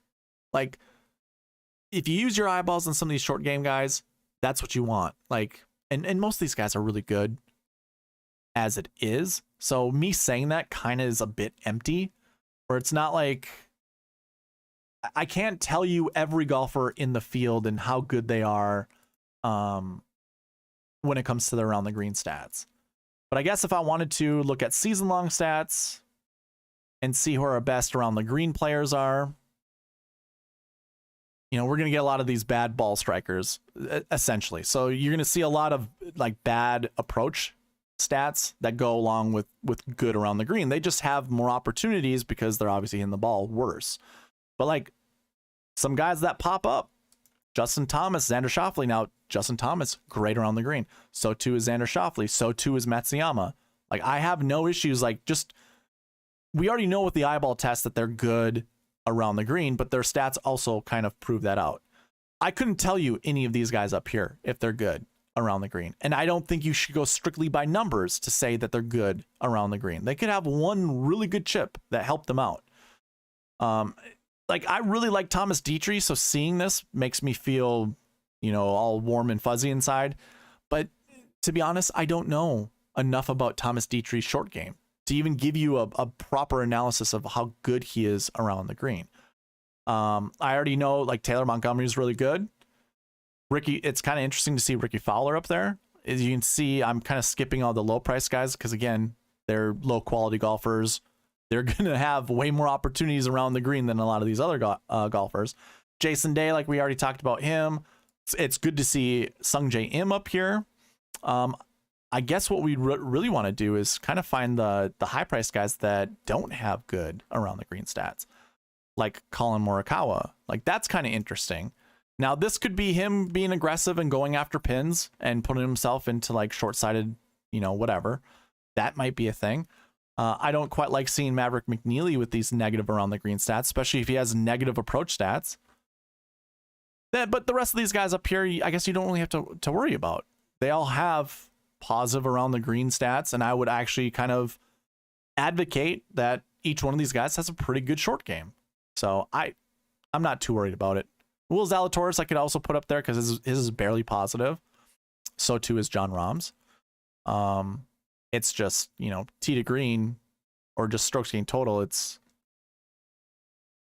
well, I guess when I look at it, it looks like Finau and Schauffele, as well as Zalatoris, have better total strokes gained stats than John Rahm. Interesting. John Rahm, 100% cut made percentage over the last year. That's impressive. So too, though, Thomas Dietrich. It's crazy. And these are PGA Tour events, so this doesn't include, you know, DP World Tour. This doesn't include Korn Ferry Tour or anything like that. So anyways, to go along with what I was talking about, North Course is what I am targeting for round 1. I'm going to try my best to kind of stay away from guys that play the South Course in round 2 unless they're elite players. So obviously you can see John Rahm and Tony Finau are playing the South Course, or the North Course, I should say, during the wind. That's what I'm trying to get at. Like, I want good scores on the North Course. So if I kind of confused you with how I just said that, I apologize. That's not what I'm trying to get at. I want to play guys on the North Course with very little wind. And maybe this is actually a better, you know, theory crafting method to think about maybe our 8Ks and our 7Ks, and maybe even our 6Ks playing the North Course day 1. Maybe that's a better way to look at it. And then these elite golfers here at the top, we don't have to worry about. Because let's play out a scenario. Rahm starts out on the South Course, shoots 1 under, 2 under. Maybe he shoots even or 1 over. Not super great. And he's going to the North Course the next day when there's a lot of wind, so that mitigates scoring potentials. Well, maybe he still shoots even par. Maybe he shoots 1 under, and the cut ends up being even or 1 under. That next day, I looked, wind isn't very high, so maybe he makes his way up the leaderboard. Maybe he shoots a 5 under, 6 under round. And if we've seen this tournament in single digits, maybe that puts him to like 10th place. Maybe that puts him inside the top 20, just lurking. And maybe he doesn't win the tournament. Maybe he finishes like top 5 by the end of it. That's still good enough, you know? So let's say Rahm does what I just said, plays the South Course day 1 and shoots 1 under. He goes and shoots at the North Course. He shoots even par there. Makes the cut on the number. The cut number this week is going to be -1. That's just a guess. Let's say Will Zalatoris goes out and scorches the North Course on day 1. He's 6 under, 7 under. So he's already 6 shots clear of John Rahm. But then he plays the South Course when the wind is up. Maybe he shoots 2 over. That brings him down to 5 under. Rahm is sitting there at 1 under. There's 4 shots between them. Just takes another day. So Rahm will probably have better conditions in the morning that next round, round 3, where he could go out and shoot 4 under. What if Will Zalatoris finishes even that round? There you go. Those guys are tied then.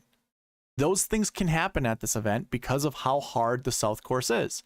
Even if there's benign conditions, scoring might not be that great, you know, on the South course. So even with that being said, I still would like Will Zalatoris in that position, even if he is tied with Rahm after day 3. I don't mind that. That's fine. I think we don't galaxy brain ourselves up here. You just select the golfers that you like and you move on from there. I think there's probably an argument to make with the we want some of our low price guys playing the North course on day 1.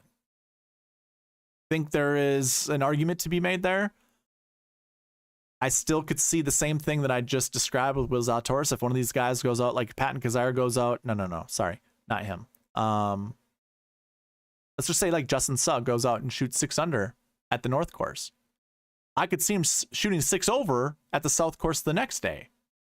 That obviously can happen very, very easily.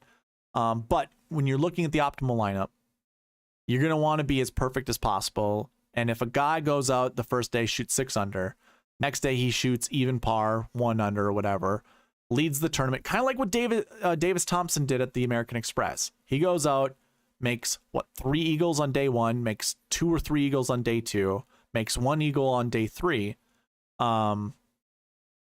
He's setting the pace, doesn't win the tournament, but he's in the optimal lineup. He's in the GPP winning lineup. He's in the lineup you want. So I don't care, honestly. Selecting one of these guys down here, playing the North course first, with even the possibility of them shooting a really high number the very next day. Because again, birdies reign king when it comes to DraftKings. So DraftKings Golf. Why wouldn't I want birdie makers on day 1? You know, as many birdies as I can get. And then I can worry about the elite golfers having placement points for the entire tournament. You know, even if any of these guys finish the first 2 days 1 or 2 under, they still have a chance to win the tournament because of their pedigree, because they're just that good of a golfer. So with that being said, let's go ahead and get into lineup building. I see 7 people watching now. Who's all in here? Do we still have Edward Gale, Jim Lemoyne? How's it going, Jim? Fade Jason Day all day. Absolutely, man. Yeah, and that's actually a way to hedge yourself. If you want to bet them top 10, top 20, and not play them in DFS, there you go. You're hedging yourself that way. You can make money off of Jason Day. You think that, Shot Like Harden? I haven't really been paying attention to anything ownership related. Obviously, I don't, but I do. You know, I pick up that stuff here and there. You think Jason Day is going to be? You think he's gonna be chalk this week? Hey, what's going on, Chad? Do you have your lineups already set, or can I convince you to build some new lineups, or can I convince you to change your lineups? Nathan Johnson, welcome, new subscriber. Oh, absolutely, dude. I love talking golf. Like I'm a huge golf nerd. I don't know if you, Nathan, where are you coming from? Did you just find me on YouTube, or did you watch the pod that I had with the Model Maniac yesterday? Yeah, no, I'm just a huge golf nerd.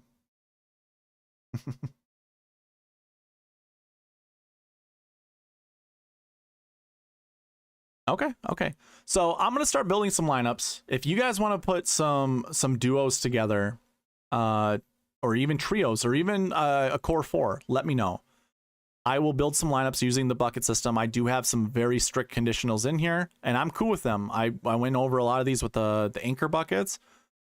I'm cool with the optimizer selecting whomever. And I did already create the very first lineup. This is without me telling the optimizer to do anything.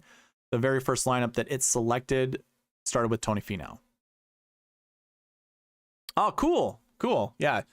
Chad's he's an okay guy. He's all right. Like, I don't mind jumping on his podcast. He's you know. No, I'm kidding. Love being on the Fantasy Golf Pod. Love the difference in opinions that we all have. I'm going to do something different. I noticed this when I was trying to build the SweetSpot Optimal for the American Express for the review video. I noticed that it wasn't, well, first of all, I was trying to find the optimal lineup, and it wasn't selecting the optimal lineup because in Excel, So on this optimizer, this is the thing I hate about it. It actually looks like line by line, and it starts at the top and it works its way down. And it considers all of the conditions and stuff like that, but it will grab the very first guy up at top in the top position. It doesn't even look so much at, you know, what truly is the most optimal based off of points. It just goes, oh, we want a last year one. Oh, who's the best last year one that gives us the best value? Okay, Tony Finau it is. And then it skips that. It's like, okay, we already have one. What's the next thing we want? We want a last year 5. And so it kind of does that. Like it does do all these calculations in the background. But what I want to do is sort it by the metric right here. So I'll just select all of this, go down to sort, do a custom sort. I want to know what I'm doing it by. By metric, yep, largest to smallest. There we go. So now we have this sorted out largest to smallest. You can see how I, you know, sorted by rankings. Now we will truly get our actual optimal lineups. So we hit this again and we'll see what it turns up. Starts with Justin Thomas, then Colin Morikawa. Chad, is that where you started? I can't remember. I think you started with Morikawa, didn't you? I did catch your video. I didn't even see that you were going live at 3:20. But this is a very, very interesting lineup. Now, the thing I don't like about this is 10, 9, 8. You know, it's in a different order. I'd rather see the 10K guy up here, 9K, and then 8K. But I think this is how we're truly going to find the most optimal builds for lineups, is doing it this way. So bear with me. It doesn't look sexy. I know that. But yeah, Colin Morikawa, JT. Oh, you went Finau? Okay. Dietrich, Gordon, Hadwin, Svensson. I know, dude. I love Dietrich and Gordon. And you know, I'm kind of like a superstitious guy where I don't like the salaries being together. Like, I wouldn't want to see both these guys at the same price tag. The fact that they're different make me feel better at picking is a stupid thing. It's something you shouldn't even consider. But I thought that was really, I like that. So that helps me. If I were to lock in lineups, again, let's just do it the way that I was already considering. Was going to be Rahm and Taylor Montgomery. I imagine we're going to see Gordon and Dietrich in these lineups as well. Of course. Yeah. So they're going to be staples, most likely. Don't like Mullinax being the same price, but the fact that he's in here is kind of interesting because I don't think I was really on Mullinax, and I do like, he's a big ball hitter. I think this type of course isn't terrible for him. Not sure how good he is with his short game. Streelman, a short ball hitter. A lot of people probably won't be playing Streelman, so I don't mind doing something like that. See what happens if I run it again without Streelman. Now we include, oh yeah, I'm not playing Kyle Stanley. No, thank you. Screw that. Okay. So I don't want to see any of these low 6Ks. Now, I won't lie. Usually what I'll do before I create lineups is I'll go through this optimizer, and some of these golfers that I don't like I don't know who Brent Grant is. I would just delete him. I would delete like Camilo Villegas, Brian Stewart. Like, I just know I don't want to play any of these guys, so I don't want the optimizer to even select them. Personally, I didn't see anyone in the low 6K range that I actually really felt comfortable playing. Like low, like 63 and under. So I'm just going to go ahead and just say 0 of those guys. I don't want to see those guys at all.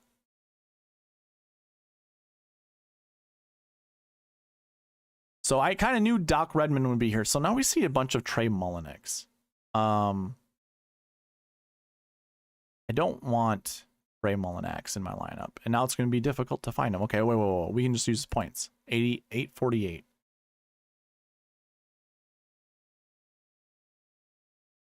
So yeah, I think that the optimizer is kind of selecting him because he's also in one of the marquee tee times. That's whatever. I'm not going to worry about that. Here we go. So, Chad, I know I tweeted out that Martins is now an expert in GPP winning lineups. This Tyson Alexander, I called him Alexander Tyson in my preview yesterday, which when I caught that, I'm like, ah, shoot, whatever. Tyson Alexander, I don't mind. a big ball hitter, I'm pretty sure, from what I remember listening to in the Sony Open. We go down and take a look at his stats. 49th in my model, by the way. Hits the ball. Driving distance. 301, not terrible. That accuracy is just disgusting, though. 53%. Yeah, that might get me off of him. I don't like that. Making a pretty good amount of birdies. 108 so far. That would be of this season, so that's not terrible. Of course, it's not going to be very easy to make birdies, so we want to look at bogey avoidance, which kind of middle of the pack, 14.4. That's not terrible. It's a good GPP play. That's kind of what I was trying to get at with Quagnus. It's like, yeah, that's not terrible. Same guy. Oh, for real? I didn't even catch any of Mayo's stuff this week. This whole short week to like the Wednesday start, I have not watched anything. I watched your video before I went live with Byron. And then while I was prepping for my video yesterday, I rewatched Byron in my pod just to make sure like nothing was weird. I haven't even caught anything from Rick Gaiman, so I have no idea what anybody has been talking about this week. Here's an interesting lineup. This is really interesting. Rahm Montgomery. Then we go down to Scott Stallings, Gary Woodland, who we really didn't talk about. He was in some of the anchor buckets. Benny Ann and Justin Lauer. I like that. That is very interesting. I probably should open this up just a little bit. Let's go 49-2.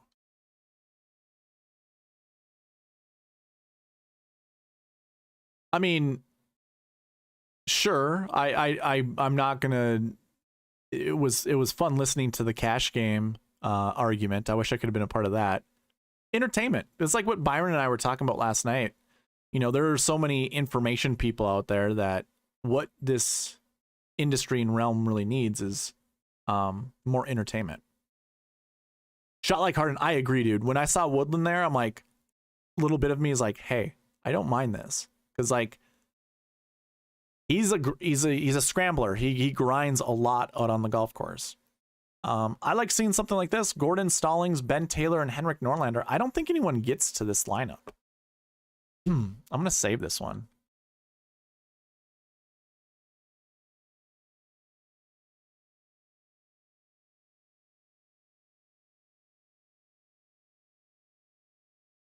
Kind of changes it up. Were you on Cameron Champ this week, Chad?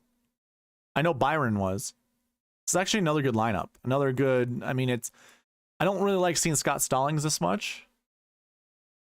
Cash could be dumb. I mean, I think if you stay disciplined in it though, Chad, if you were to say you put $50 in every single week, and I did like the Goofy Noofy, I forget what his name is. I feel bad. It's Tony, right? He was saying one lineup, just create one lineup and put it in all your cash games. I agree with that. That is definitely the method that you want to do with cash game. And to your point, what you're saying on there, you can make any lineup you want for cash. And I agree with that. You just don't want to make a really stupid 2 6Ks with 2 10K lineup. Like that obviously is really dumb. But yeah, you can do the 10-9-8 7-7-6 method. Probably want to stick with like a 10-9-8 7-7-7 method or a 9-9-8 or, you know, something along those lines to be more conservative and give yourself a better chance of, you know, making 6-6 through the cut. But yeah, a lineup like this, man, I could do this one too.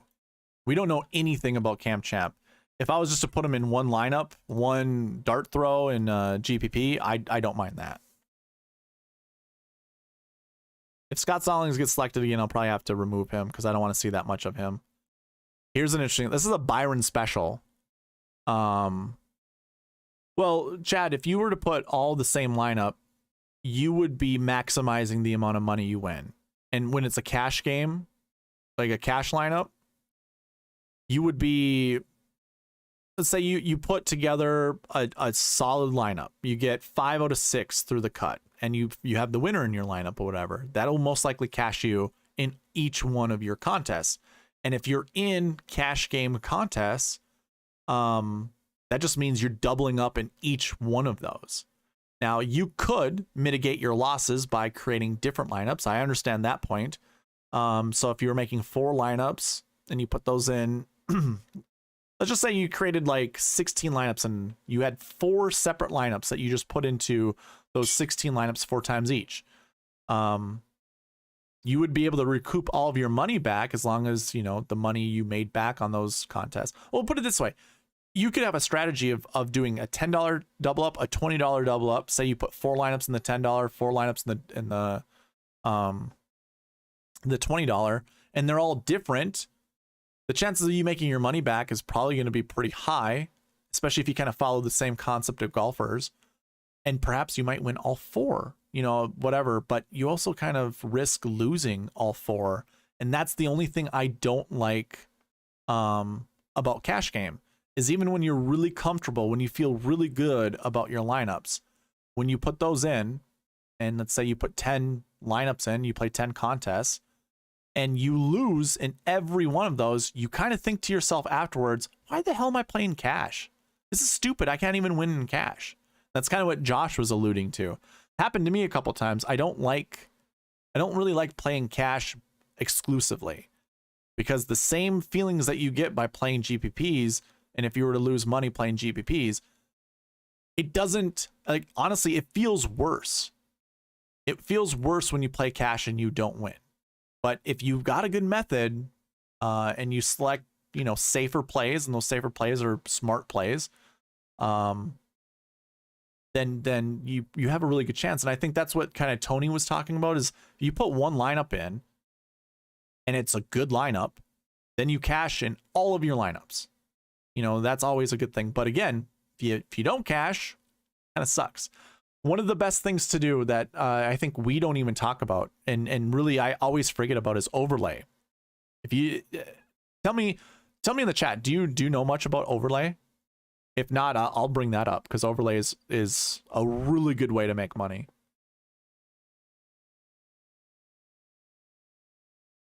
Yeah, Edward, what I would probably do is do my cash. Like I will have my cash lineups. I think no matter what, I would play 10 times more lineups in GPPs than I would cash. So if I had one cash lineup, I would create 10 GPP lineups. And I just would rather mitigate my losses, because I want and I'm sure you probably do this. If I'm playing my cash games, I would want my cash, the amount of money that I win in my cash games, to cover my expenses for all of the contests I enter. Like, that would be the bare minimum. So I would do my math and figure out, okay, if I put $20 in and $10 of it goes towards the cash games, that covers my $20 entries for that entire slate of DFS contests that I'm playing. And then the remaining $10 that go into GPPs, I'm hoping to hit big, but I want to return my money on contests. So that's how I would do that. So, dude, I can't remember what tournament it was. It was one of these Hawaii events. I entered something in either the Tournament of Champions or the Sony Open like 1 hour before. Oh, I did the $2 100-man winner take all, and only 50 people joined that contest. So you still had the $200. That's what it was. A 100-man. You put $2 in, winner take all. And there are only 50 people in that contest, meaning your odds of winning it just skyrocket. You know, you're only playing against 50 people, whereas that contest is normally for 100. So there is a lot of overlay still out there. And I think a lot of people are talking about how much overlay is going to happen in this tournament, because a lot of people are going to forget that there are Wednesday lock times. So people still think they're going to be able to put their Wednesday lineups in. So, I guess it just depends on what DraftKings thinks is going to happen as well. Because if they also anticipate not a lot of people are putting their lineups in Wednesday morning, they're not going to put out a bunch of contests. But I think the newer contests are going to come out like tonight. I'm sure we probably see them. Like, I don't know. I'm not on DraftKings right now, but I imagine that there's probably a $1 short game that is, you know, less than the main one, like the $1,000 short game or whatever. Like that's because it's a $3,000 one that comes out and then a $1,000 one. And even the birdie's probably where you can find the most overlay, the second birdie that'll come out. So I would look at that, and we're going to have time tomorrow morning to look at entering some of these contests. So yeah, overlay, some people live for that. I don't know how many discords you're in, but like there are some people that just constantly talk about overlay, about, yeah, make sure you get up at this time because the overlay is last week was just amazing. Like I was able to get in a contest that was 40% full, and I was able to win all my money back for my whole entire entry fees, or like all the entry fees for the week. So I mean, it is a strategy. It's I always forget about it because I'm a late night person, so I usually don't get up early enough to put lineups into these overlay events or these overlay contests. So anyways, that's enough about overlay. Well, unless you guys want to talk, it's enough for me talking about it, unless you guys want to bring it up more. Okay, yeah, Edward, I imagine most cash game players do that.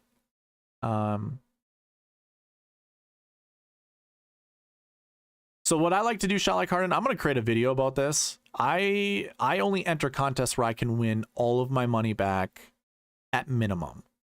I do put like, entries into the quarter arcade and the dime time, and more often than not, I'm up in those contests. Like I think if I were to ever, keep track of my winnings throughout that, I'm probably up in those ones, but I lose a lot of money in winner take alls.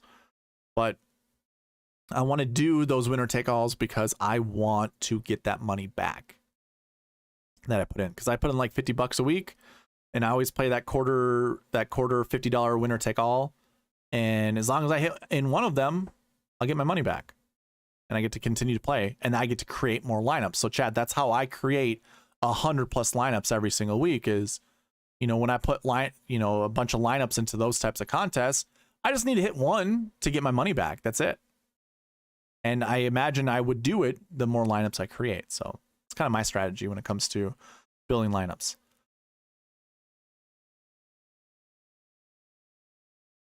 Oh, sure. Hey, man. Yeah, there's going to be rake for sure, but it's still, that event follows, the contest that you enter that quote unquote has overlay, is still going to have less people in it. Like you're still going to have a higher chance to win money versus the rake. So it's still beneficial for you. And I agree. I know what you're saying. I agree with you. That's true. It has to be guaranteed. Yep, absolutely. Okay, so this lineup that's on the screen, I like a lot. It's including Robbie Shelton. So let's go ahead and put that in here. Let's create another one. Anybody have any duos? I'm surprised that we don't see Barry in here. Man, Barry is just, last week was just dominating the chat. People are busy. Scott Stallings, that's right. I want to get rid of Scott Stallings, and I do not want Cameron Percy in my lineup. I don't even care if it's, Australia's summertime. He's an Australian. I don't like that. I do like Emiliano Grillo though, but I do not want to see that much Scott Stallings. Now, if I was creating lineups and saving them, it's looking at all the exposures that I have set over here. You can see most of these, no one's over 23%, no one's over 17%. We're capping it around 20% for each of these golfers. I might go in here and change this after the video, and because I have to create videos or I have to create lineups tonight. But yeah, I don't like some of these exposures, like 23% for McNeely. Optimizer isn't selecting McNeely, so I don't really have to worry about it. Same goes with Day. But honestly, so Edward, when it comes to Day, I'd probably put him down to like 12%. That's personally how I would feel about it. The lineup on the board I really like as well, so I'll keep that here too. I see your question, Edward. We'll get there. We'll do it right now, actually. Do you want me to lock in Willie Z and Monty? Sure. So just so you know, I have 10Ks locked, so it's going to be looking for a 10K golfer. If you want me to unlock this, let me know. We don't have to select a 10K golfer. Even if one finishes inside top 10, it might not be in the optimal lineup. So I don't mind putting this to 0. But if you want to see a 10K golfer that selects with it, let me know. And again, there's a 10-second delay, so.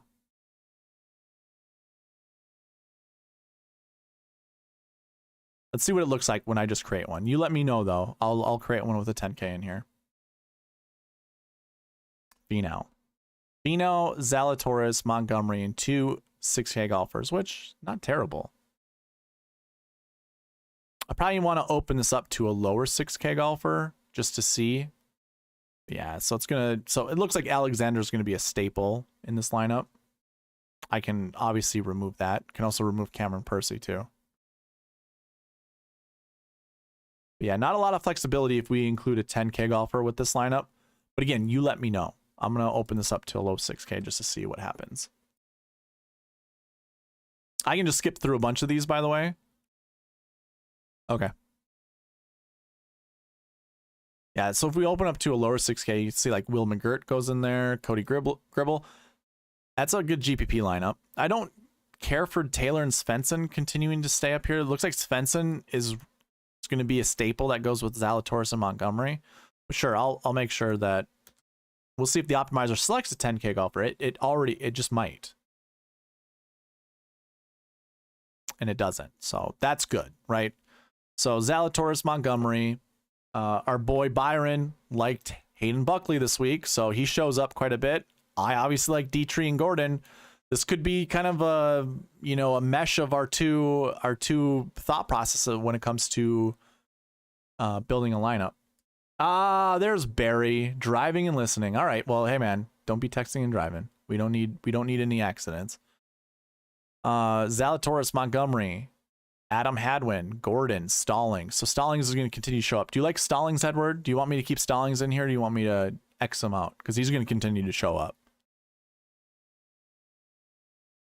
This time Svensson's actually going to get taken out. So that I do like that. I don't like Svensson at this course.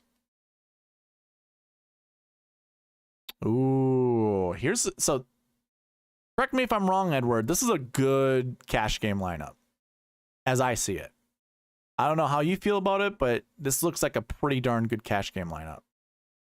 So since you're listening, Barry, I'll tell you, it's Will Zalatoris, Taylor Montgomery, Thomas Dietrich, Keegan Bradley, Scott Stallings, and Davis Riley.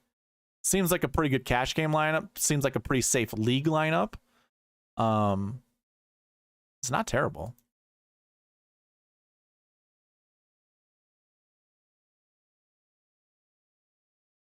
Okay, sure. Oh, see, now this is what I like for a GPP lineup. Zalatoris, Thomas, and Montgomery. 3 9K golfers to go with Stallings, Taylor, and Kevin Wu.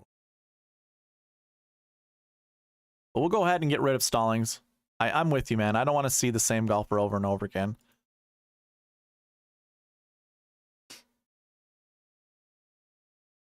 Okay, so oh my God. So without Stallings, this is a really good lineup. Will Zalatoris, Taylor Montgomery, Will Gordon, Hideki Matsuyama, Ben Taylor, and Kurt Kitayama. I'm obviously not on Matsuyama this week, but just lineup construction wise, this seems pretty decent.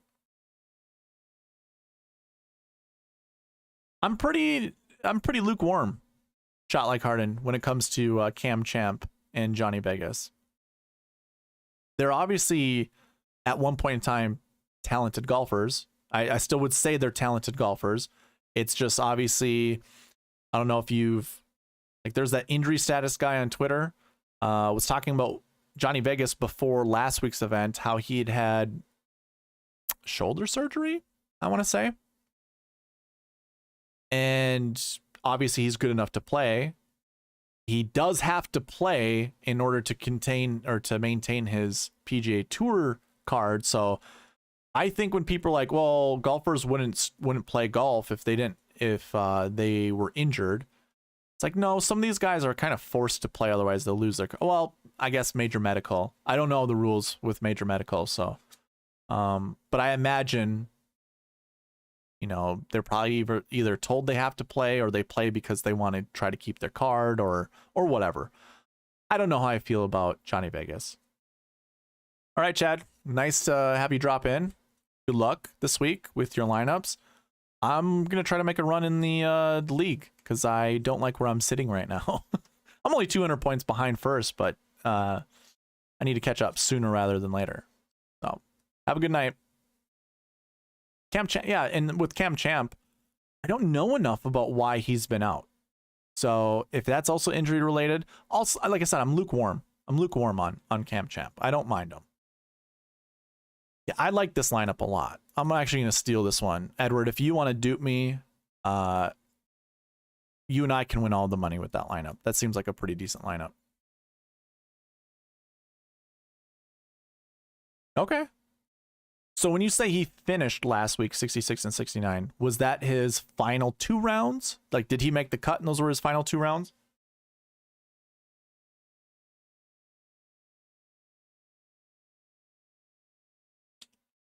It's another good lineup on the screen. Ben Griffin keeps getting chosen. We have Hideki Matsuyama again.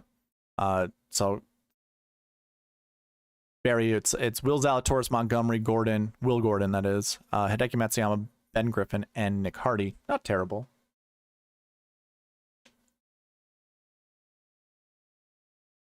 Let's move on. I'm gonna actually X out Hideki. I don't want to see Hideki that much.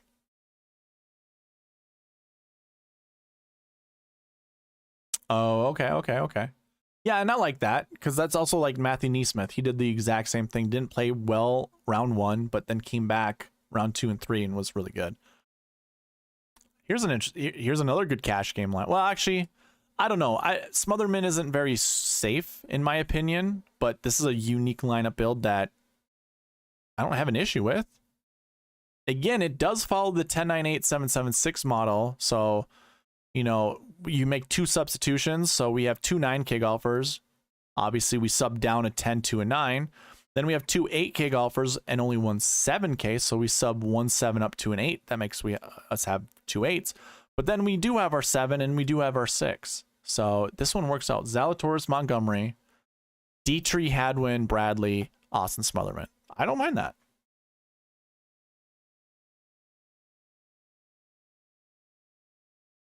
Move on. Anyone else have any combos? Mullinax. I have to make a decision with Mullinax. I don't know if I like him enough to play him as much as he shows up in the optimizer, but not terrible. Here we go, shot like Harden. We have Cameron Champ sighting here. This, I mean, we can almost make an argument that this is a ball striking extraordinaire group. Will Zalatoris, Justin Thomas, Taylor Montgomery, Will Gordon, Justin Lauer, Cam Champ. Not terrible, especially when we include Champ.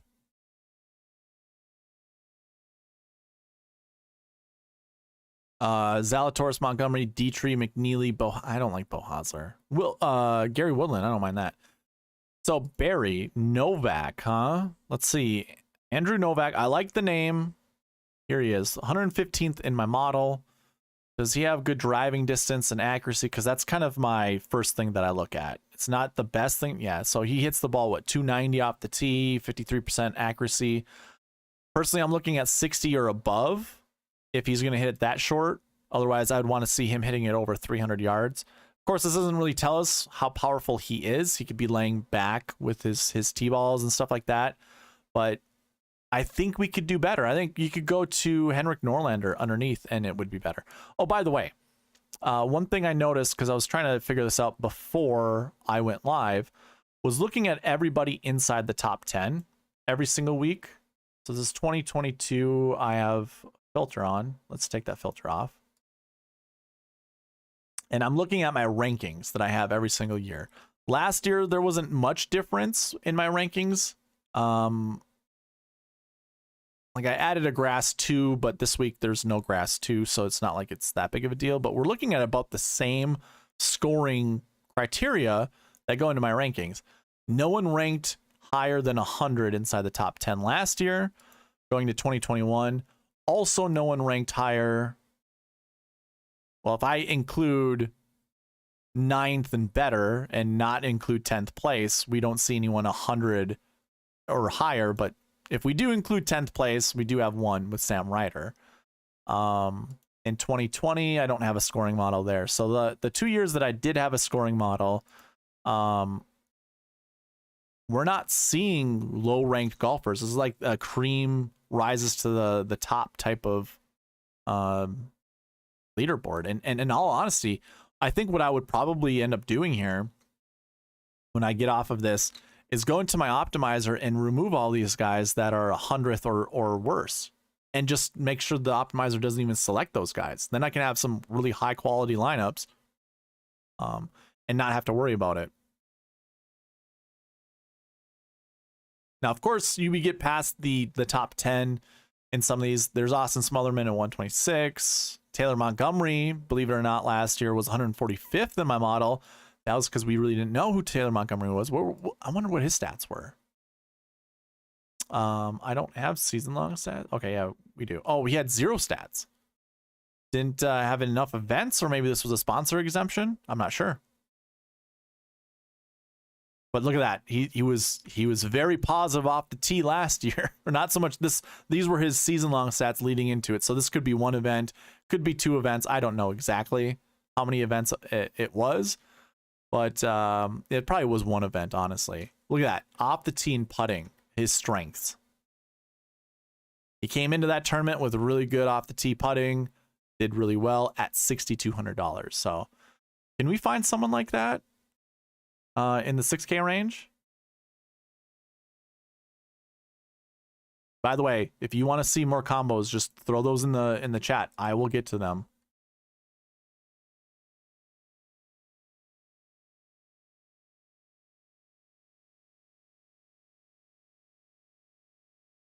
I'm going to go over here. And this is this year. This is 2023. Can we find our Taylor Montgomery of this year? Spencer Levine, yeah, that's what, probably 1 tournament under his belt. Did he play last week? Is that what this is? No, it wasn't last week. Maybe it was the Sony. Well, it's 1 event over the last year. I don't feel comfortable with that.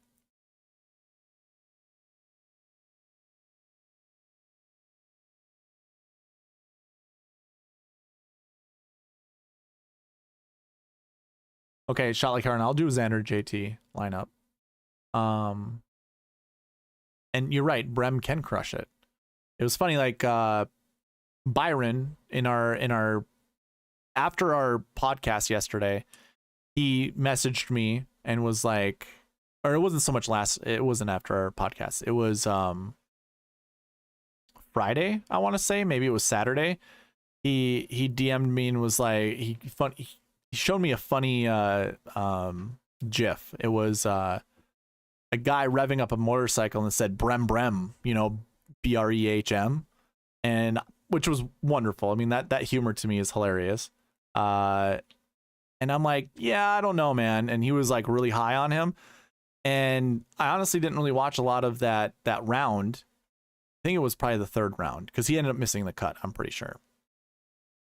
And I was like, well, Ryan Brem did Ryan Brem things. Like, yeah, he can crush it, but he can also, you know, chip it about 4 times around the green and 3-putt to mitigate his strengths off the tee. So anyways, I don't mind Brem, but it's definitely not someone I'm going to really be focusing on. Kevin Yu is my guy.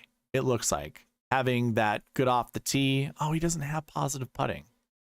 So it's not quite like, we don't have a Taylor Montgomery in the field this week. Like from last year, I should say. There's no one that we can really even closely resemble. Maybe this, I think is, nope, not him. What was I just, oh yeah, it was him. Off the tee and putting. So Nico Echevarria. I think that's how the announcers pronounce his name. It's not terrible. Otherwise, yeah, there isn't anyone that even remotely resembles what Taylor Montgomery did last year. And of course, that's not how we should really be analyzing these DFS things. That's just more of a superstition trend. But I still think, is that true? Your best off the tee golfer? That's not true, right? Well, I suppose it is. I was thinking like total.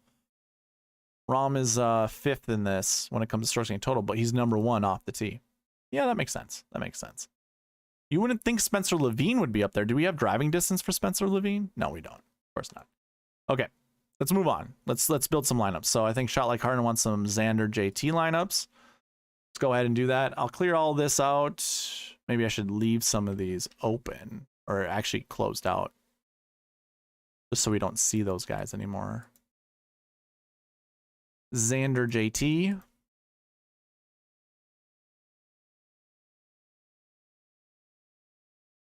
Ooh. All right, so Tyson Alexander shows up. We can try to get past that. I might have to also nix out Ben Griffin. Do you want Ben Griffin in your lineup, Shot Like Harden? Here's a good one. Dietrich, Gordon, Buckley.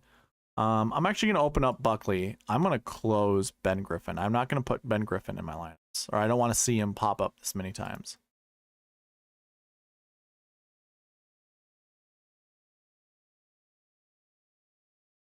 So now we go to Ben Taylor, of course. I guess 2 Bens do make a right. I made that joke before, seeing Ben Taylor and Ben Griffin in that same bucket. It's a bucket thing. That's why they're being chosen.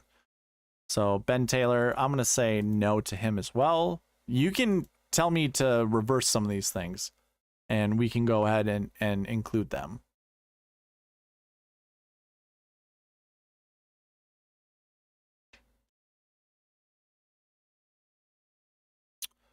Xander JT, Dietrich, Hadwin, same price tag as he was last week. That's interesting. Shelton and Svensson. So Barry wants to take a look at the 2021 US Open, the one that Rahm won. Schauffele, Thomas, Dietrich. Ooh, McNeely shows up. So we have our 10.98.776 model right here. That's pretty good. US Open.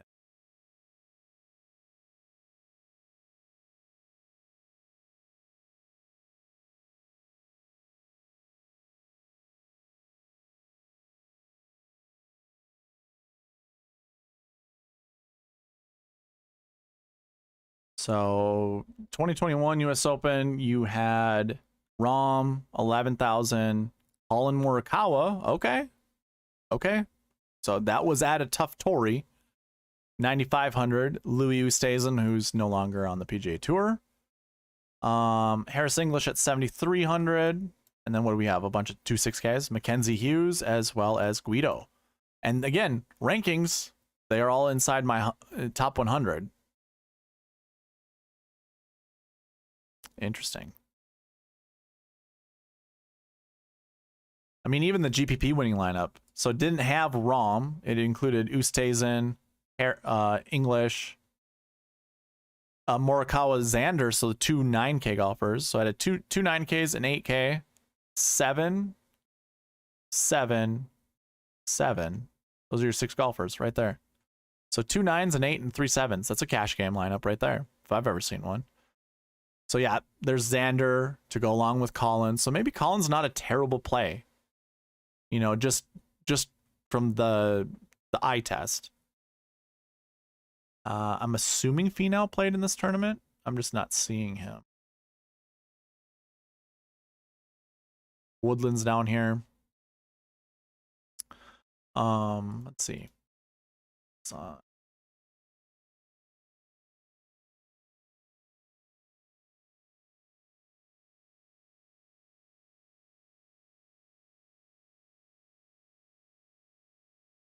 Yeah, he missed the cut. In an anchor bucket, 6th in my model, missed the cut.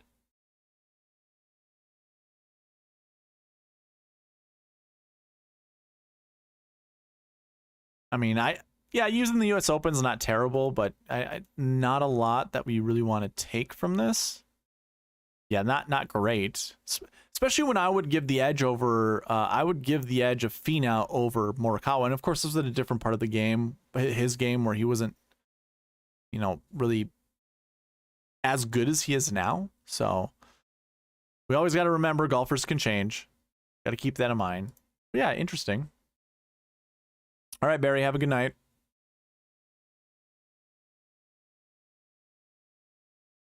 Okay, don't like Taylor or Griffin. Good to know. We won't include him. Edward, have a good night as well.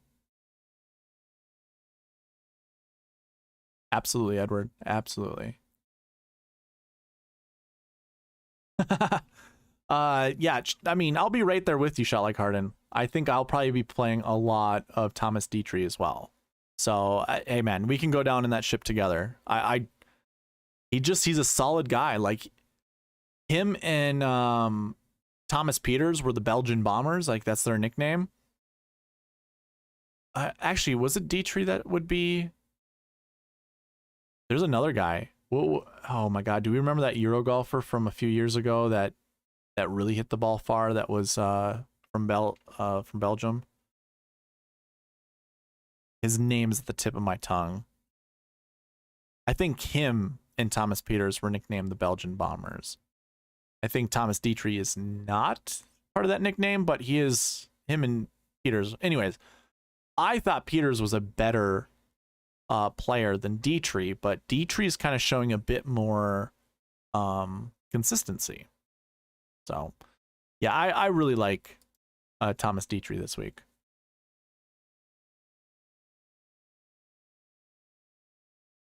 How do you feel about Hayden Buckley? I don't mind Buckley, and like this lineup right here is very sexy. I am stealing this one. I'll definitely be playing it somewhere. Not sure. Maybe we'll dupe each other.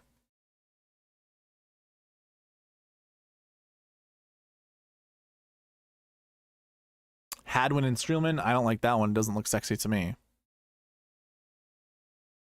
Smotherman. Don't really care for him.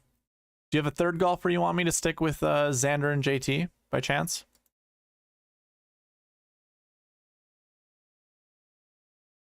Redman.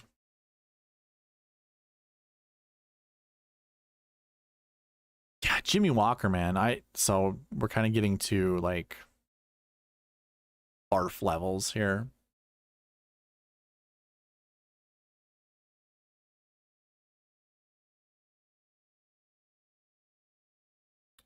Don't like seeing the same price tag. I just don't. You love Buckley. Okay. Let's force in Buckley then.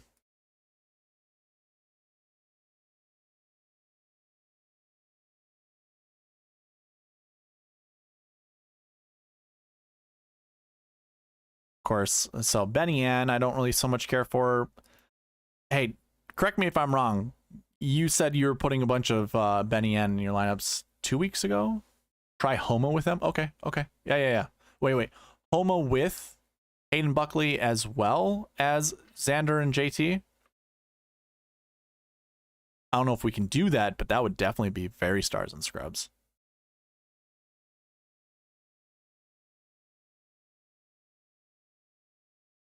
I like this lineup a lot right here. This lineup might be the favorite one I've done so far tonight. Like it includes Brendan Steele that I like a lot.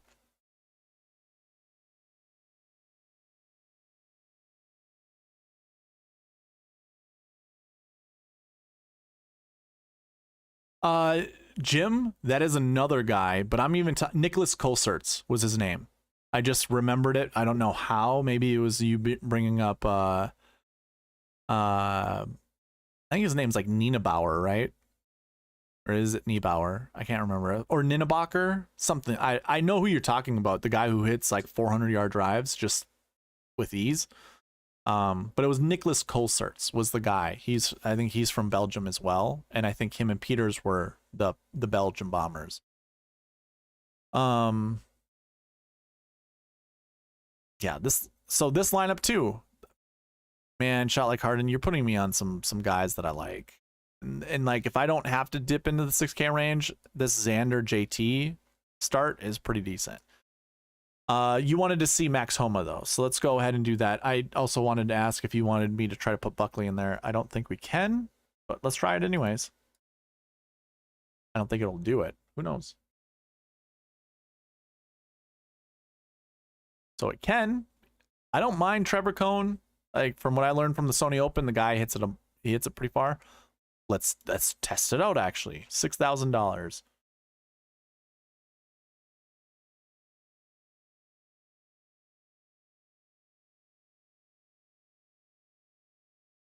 Trevor Cone. Starting at the North Course, we like that. Yeah, he hits the ball real far and very offline. So probably not super great. His off the tee stats are probably close to negative, I imagine, being that inaccurate. Nope, still 0.591. Everything else is pretty miserable. Yeah, so we probably don't want Trevor Cone. Probably not.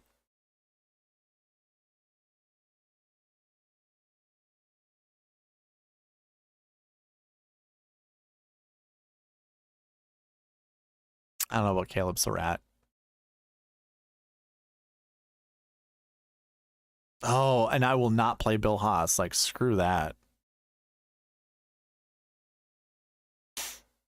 Tanagoya? No, thank you. Yeah, this is getting to gross levels. We probably have to get rid of Hayden Buckley. Nick Watney? No, thank you. Screw that. Yeah, so Hayden Buckley we're taking out.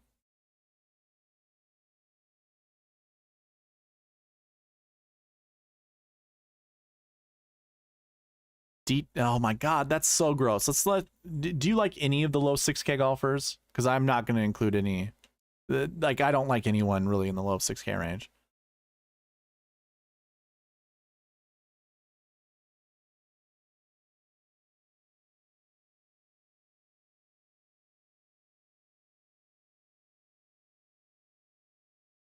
Shot like Harden, how do you like this one?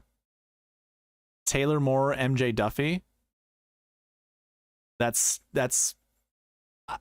I don't like Taylor Moore. Taylor Moore is okay. You like Brem. Let's do Brem then. I'll throw Brem in there.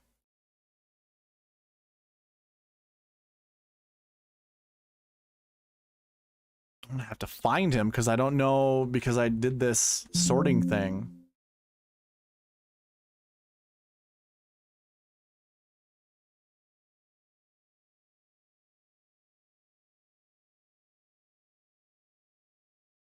$6,300. Okay.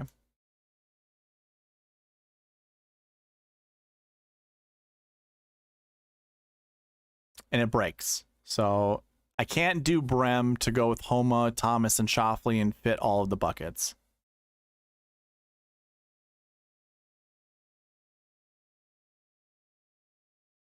So doesn't look like we can do that. Do you want me to like get rid of Homa by chance?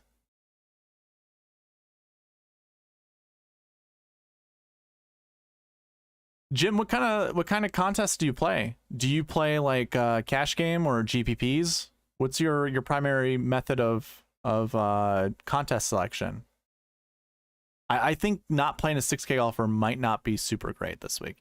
Yeah, so even when I take Homa out, shot like Harden, Brem does not go with Shoffley and Thomas. We can see errors right here. It still put a lineup together, but it didn't like it. And I bet if I run this one more time, two more times, it's going to break.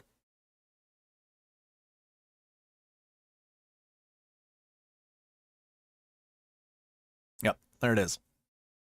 So no Brem for you, man. No Brem. Don't do it. Don't play Brem. Please don't. I'm saving you money. Don't do it. That or, hold on.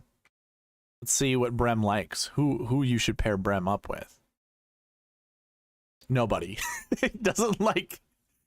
Don't play Brem.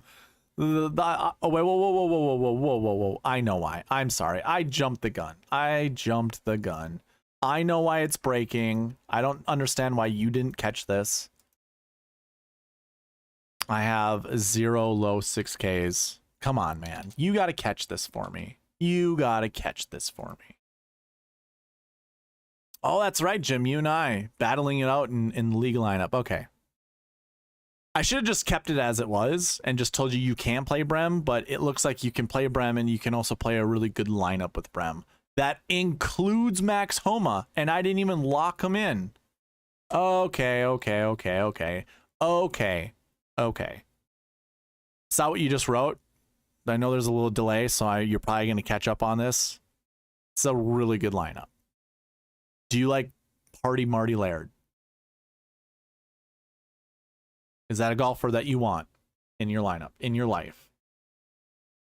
Because it obviously doesn't like Marty Lair or Ryan Brem, so we're gonna have to figure that one out.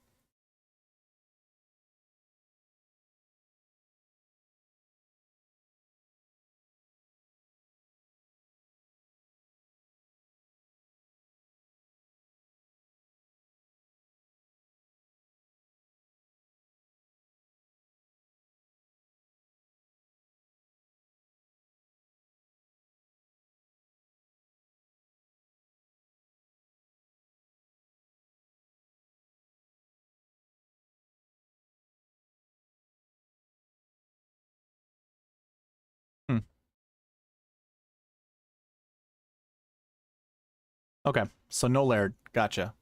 Sorry, I was kind of like looking through all my other messages.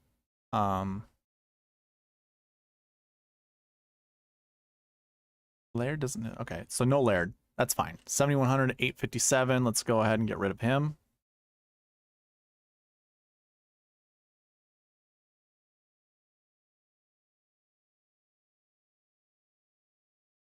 It's a good lineup here, man. This is a good GPP lineup. Shoffley, Thomas, Homa, Dietrich, Kevin Yu. I really like Kevin Yu. This is your lineup, man. Right here. You want Champ in there? Let's see if the optimizer can just organically get to Champ. So we take out Kevin Yu, 6,900. 835, I should say.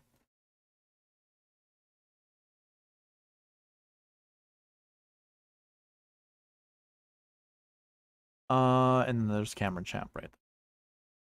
I'm gonna select him, make sure that the optimizer does play him, and we'll see what it does. Yep, it works. I hope you win all the money with this lineup.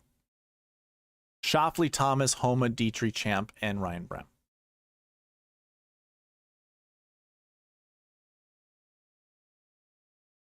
That is a super good lineup. Do we have any more combos we want to look at? I'll continue going as long as we've got, you know, some engagement with lineups that people want to look at.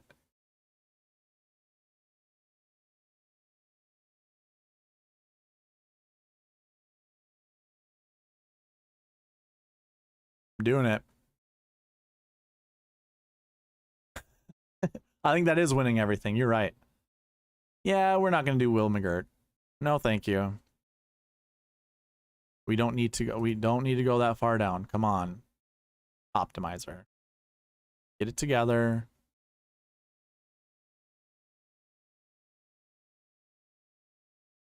I think the past few optimal lineups didn't really have a low 6K, right?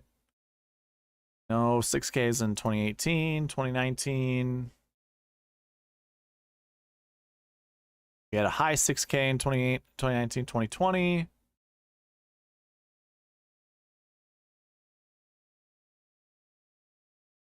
Another high 6K in 2020 and 2021. Another high 6K. Ooh, Henrik Norlander. We kind of already went by him. Couple high 6Ks. 2022. 6,500 and above is my high 6K range. So yeah, I don't think I'm comfortable going in the low 6K range. I think we have it set at what? Yeah, 0 to 1. And it's a very low 1 that we can project inside the top 10. So hey, if Ryan Brem can break that, then that's awesome. Kita Nakajima. Okay.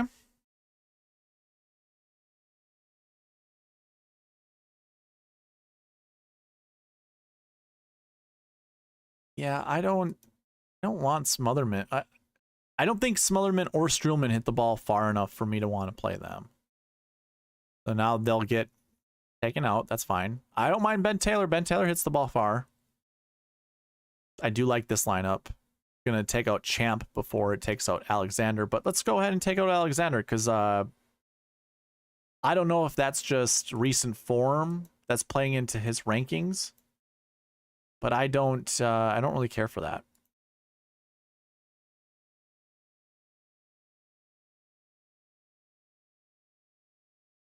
Yeah, I don't like Percy. Not playing Percy. And Scott Stallings just shows up a ton. Like this lineup here, I don't mind at all. This is actually a pretty decent lineup. I say that because it's very unique. Those 6K golfers will not be paired together in any other person's lineup. That's where you can get leverage, and they're actually, you know, pretty decent golfers. I don't know if I really care that much about Cole Hammer. I don't mind it to some extent, but probably not playing him. All right, who do we still have watching? 4 people watching. Do we have any other lineup creations? Oh, Zach Blair, get me out. No. No.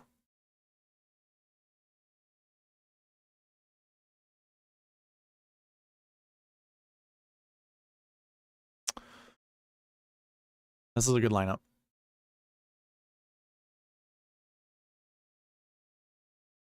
Are you playing? Hey, that's fine. I mean, Cole Hammer is a great GPP winning line, or like a GPP play. I honestly I don't have an issue with it. I just don't. I don't care for it for myself.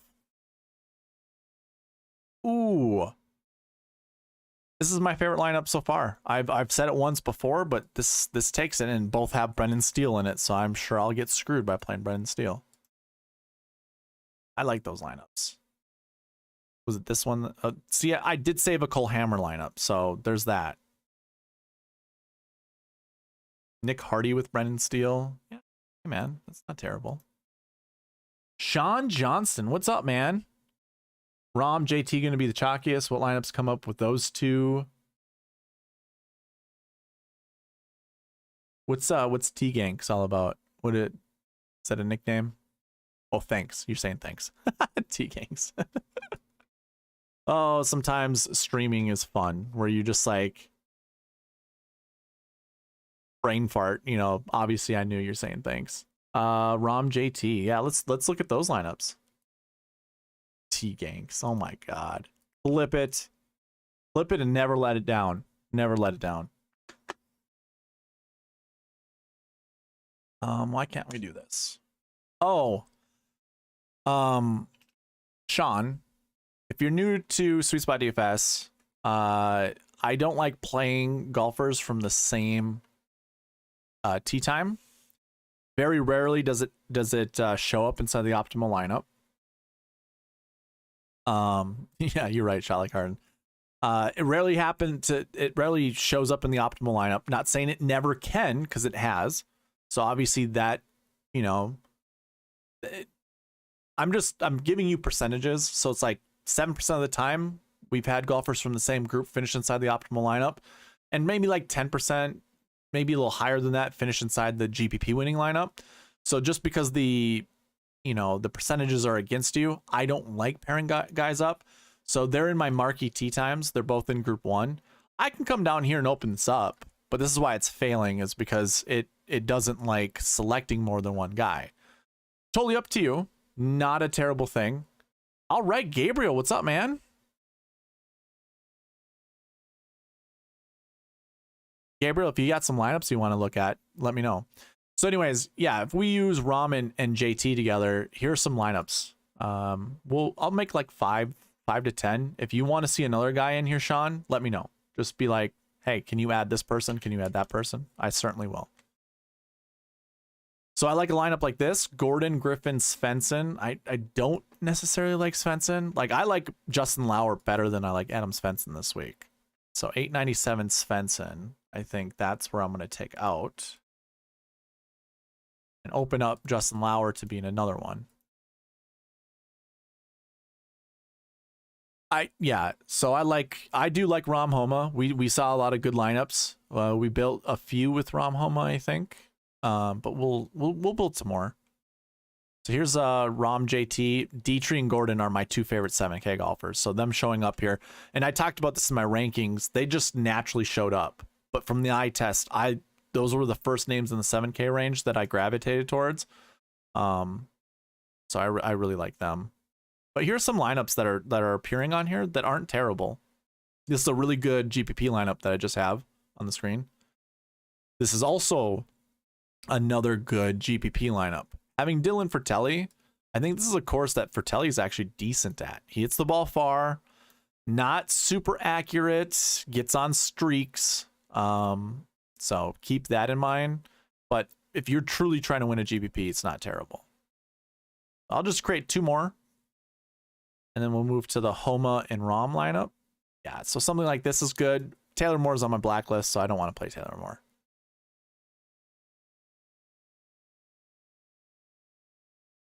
Chalk Donkey.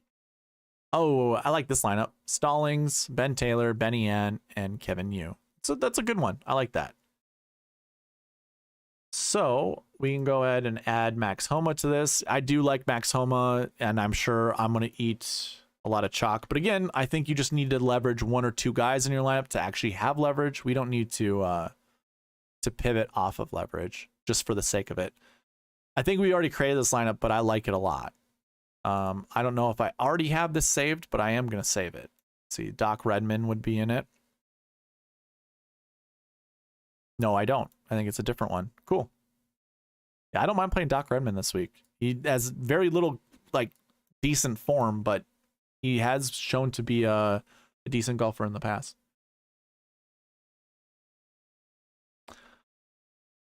Sean, probably not.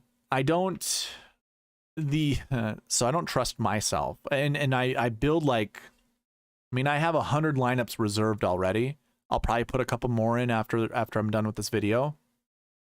When I have that many lineups and they're all unique, like I never really, so I mean, I have a strategy where I'll put 1 lineup in. Actually, let me go backwards a little bit. So I like to enter the quarter, like the 25-cent winner take all contest, the $50, you win $50 if you take, first place in that one. That's a winner take all event. I reserved 3 entries for each one of those contests, and at 1 lineup will always be in each of those lineups. So that's the only non-unique lineup that I'll put in multiple contests. Otherwise, every one of my lineups are unique. So I don't just do 1 lineup. I don't just do 10 or 20. I build about 100 unique lineups, and waiting until the final minute or the final hour to put my lineups in would be a nightmare for me. Like I could keep track of some of the guys that I have owned the most, at certain golf courses that I might be concerned about. I can make one of those mass substitutions, but because I'm creating all these unique lineups, I won't be able to make those substitutions super easily. So I try to stay away from it. I did it 1 year and I'm like, oh crap, I made 1 substitution, and it's like, you still have like 20 lineups to update. So I'm like, when there was like an injury, so I was like, okay, well that 1 substitution didn't cover everyone. All right, I'll put this guy here. And then it's like, oh, you still have 15 lineups. Oh, you still have 14 lineups. It's like, okay, that becomes a nightmare to me. So I'll definitely be putting them in tonight. And then just, if there's like something egregious that we find out before lock, I'll do my best to sub like some golfers, but it won't be a lot. Can you look at a Finau, Hadwin, Benny Ann, and Higgs for me? That is very specific. I love it. A core 4. Actually, it's a core 5. No, it's a core 4. Benny Ann is 1 person, not Benny and then Ann. Yeah, absolutely, man. Let me do a couple more of these Rom Homa lineups just for Sean. Don't like Zach Blair. I think you just don't deal with Zach Blair. Kevin Tway is not a bad choice. Hits the ball far. I don't like him personally. I like Marty Doe. Marty Doe's great. We're seeing the same 3 guys here, so let me mix it up and take Stallings out. Let me know if you like Stallings. I can go ahead and put him back in or keep it open.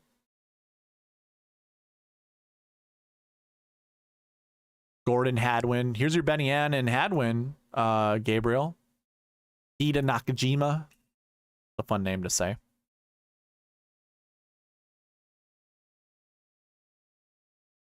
I will not do Cameron Percy. Ooh, and then there's Harry Higgs. So he's just kind of naturally showing up, Gabriel. So I think we could probably do that lineup. This is a good lineup, though. I don't like Higgs. if I'm being honest, Gabriel. I don't. By the way, Gabriel, do you like being called Gabriel? Do you go by Gabe? Is there a shorter name for you that you'd rather be called than Gabriel? Oh, here's a good one. I don't like the price tags are the same, but hey, it's not terrible. Sure, why not? I'm going to save this one too.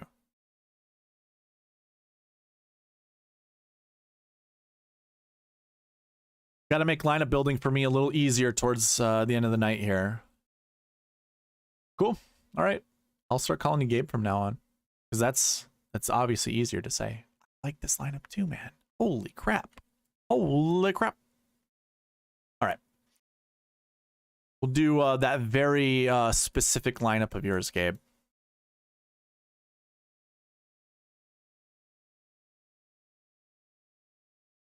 So you wanted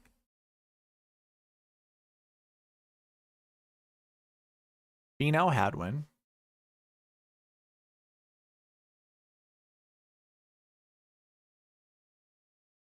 Benny Ann, and Higgs.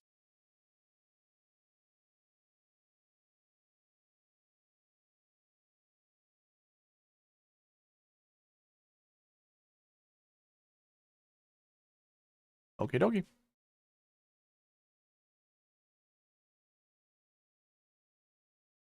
And it breaks. That's because I'm not allowing a low 6K golfer, right? Is that the reason why?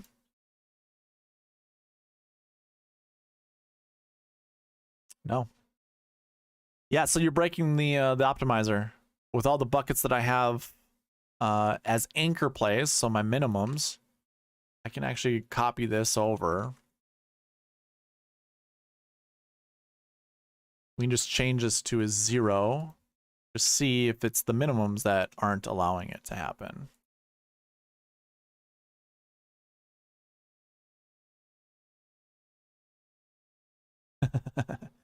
Yeah, so let's see what it doesn't like. So, last year buckets seem fine. These were the minimums. This is what the bucket chose. That's fine. Minimum. Okay, here's where it breaks. The last week 6s. So we want somewhere between 2 to 4 to be in our lineup.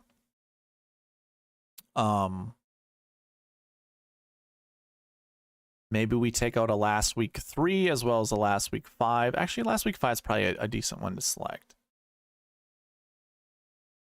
So you're within the buckets of each of these, and that's, you know what? No, this works. This works because the buckets can all still be fulfilled because you just chose 6 golfers. We could still have 2 from this bucket finish inside the top 10. So it still works out because you're not going over the maxes with these. You didn't go over the max with this one, so this works. This lineup does work, and it includes. Did we lock in Zalatoris? I can't remember. We didn't. So I mean, Finau, Zalatoris seems like a good place to start. Going to Hadwin, Gordon, Benny Ann, Harry Higgs. Yeah. So Gordon is the one that it's Gordon and Zalatoris is what they're gluing in for you. So yeah, it did break the strict conditionals that I had in there, but you know, when it comes to the last week bucket, you stayed underneath the maximums, and really, sometimes building it this way is probably the best way to do. You know, looking at the anchor buckets and just making sure that you have 1 or 2 guys to build your lineups around that are in those anchor buckets might be the way to go. So yeah, that's fine. I think it works out. And we can't build anymore because Harry Higgs is the low guy. So let's take out Will Gordon. See what it selects.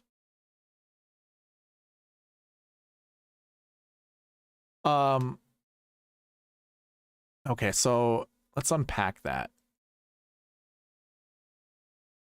Seems like 5 to 6 might win GPP this week, with wins picking up and playing South Course 3 times. Maybe not much DK scoring. Would that make you take more chances with Stars and Scrubs build? Probably not. I always advocate to start all your lineups with the 10-9-8-7-7-6 start, and then you can make 2 substitutions. So you said 4 9Ks. Can't ever get to 4 9Ks with 2 substitutions. So 4 9Ks would not be the route that you'd ever want to go, because that rarely, I mean, I don't even think it ever has happened to be a GPP winning lineup or even an optimal lineup. So that's what I track here at SweetSpot DFS is the optimal lineup, because I'm always shooting for perfection, and I'll use my my percentages, the likelihood of something happening, to just better my chances of either hitting the optimal or winning a GPP. So doing 4 9Ks would not be the correct thing to do, because again, start with a 10 9 8 7 7 6, and I say you can make up to 2 substitutions. So if we try to get to the 9Ks, you can already see the problem. We can only get a total of 3 9Ks.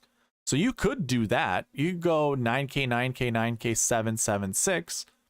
That would work. But 4 9Ks with 2 6s, or even a 7 and a 6, not really the route that you really want to go to.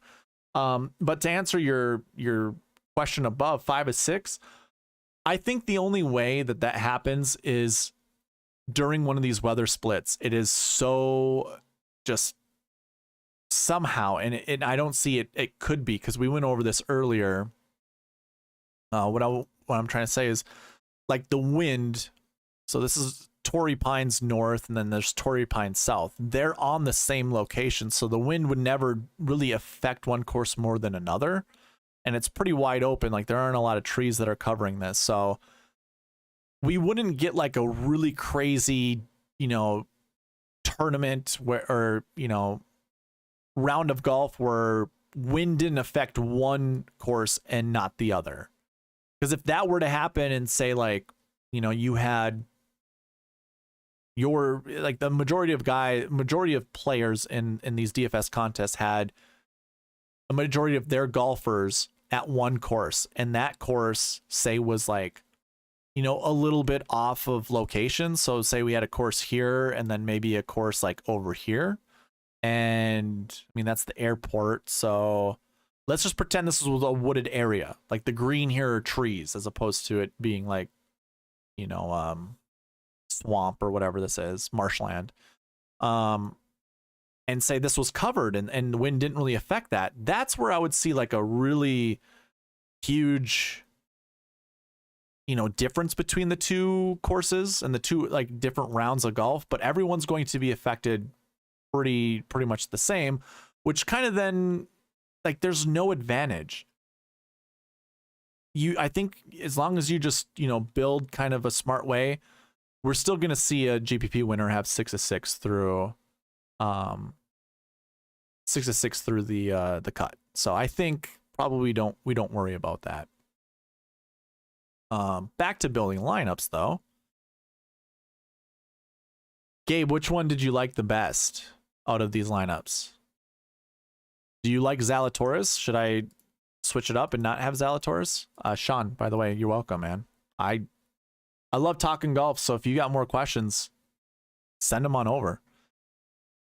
2 10Ks. Okay, so this is interesting.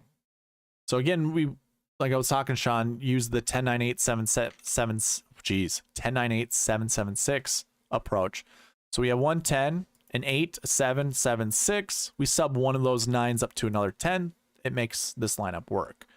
And it's not a terrible lineup.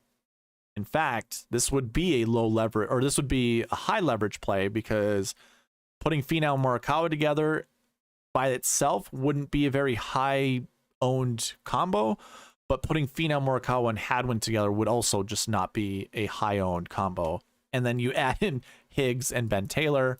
No one's doing that. So this would be a very high leverage play, very good GPP or like a GPP lineup, but I don't know if I want to go there. I'm probably steering away from Adam Hadwin, Gabe. I probably don't care that much to play him. What other lineups? So I was talking a lot about Rahm, Montgomery, and then my 8K. Who was that again? I forget. Was it 8,900 is what I was looking at?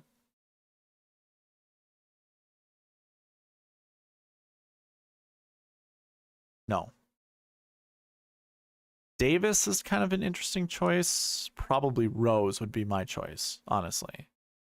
Or I would go with Max Homa. So I think it's going to be Homa, Rose, and maybe Pendrith. Maybe I skip the 8K range entirely. That's actually, yeah, that's probably what I want to do. So we're going to go here. Montgomery, Rom. I'm going to actually keep this open. Yeah, I guess I don't care. We'll keep it like this and see what it does.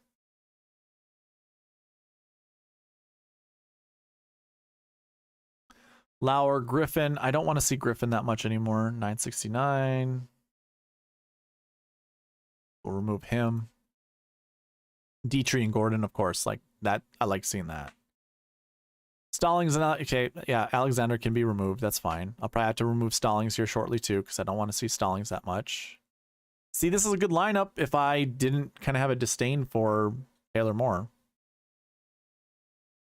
This is a good lineup. Anybody see the movie Gangs of New York? Anyone like that movie by chance? Because I have a funny thing to say about what I just said right there.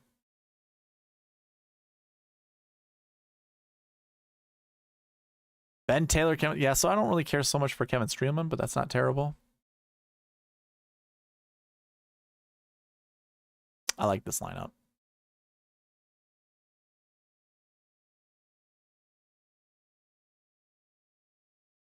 All right, guys. Give me a couple more combos. Otherwise, I think we might call it a night. Jolly Carden. Yeah. And there's a 10-second delay, so I say this and then 2 comments come in. Yeah, so when I just said this is a great lineup, it reminded me of Bill the Butcher talking to Amsterdam. This was a great man, or however he said it in his voice. He made me, or he took my eye to remind me every day of the pain or whatever he said. This is a great man. This is a great lineup.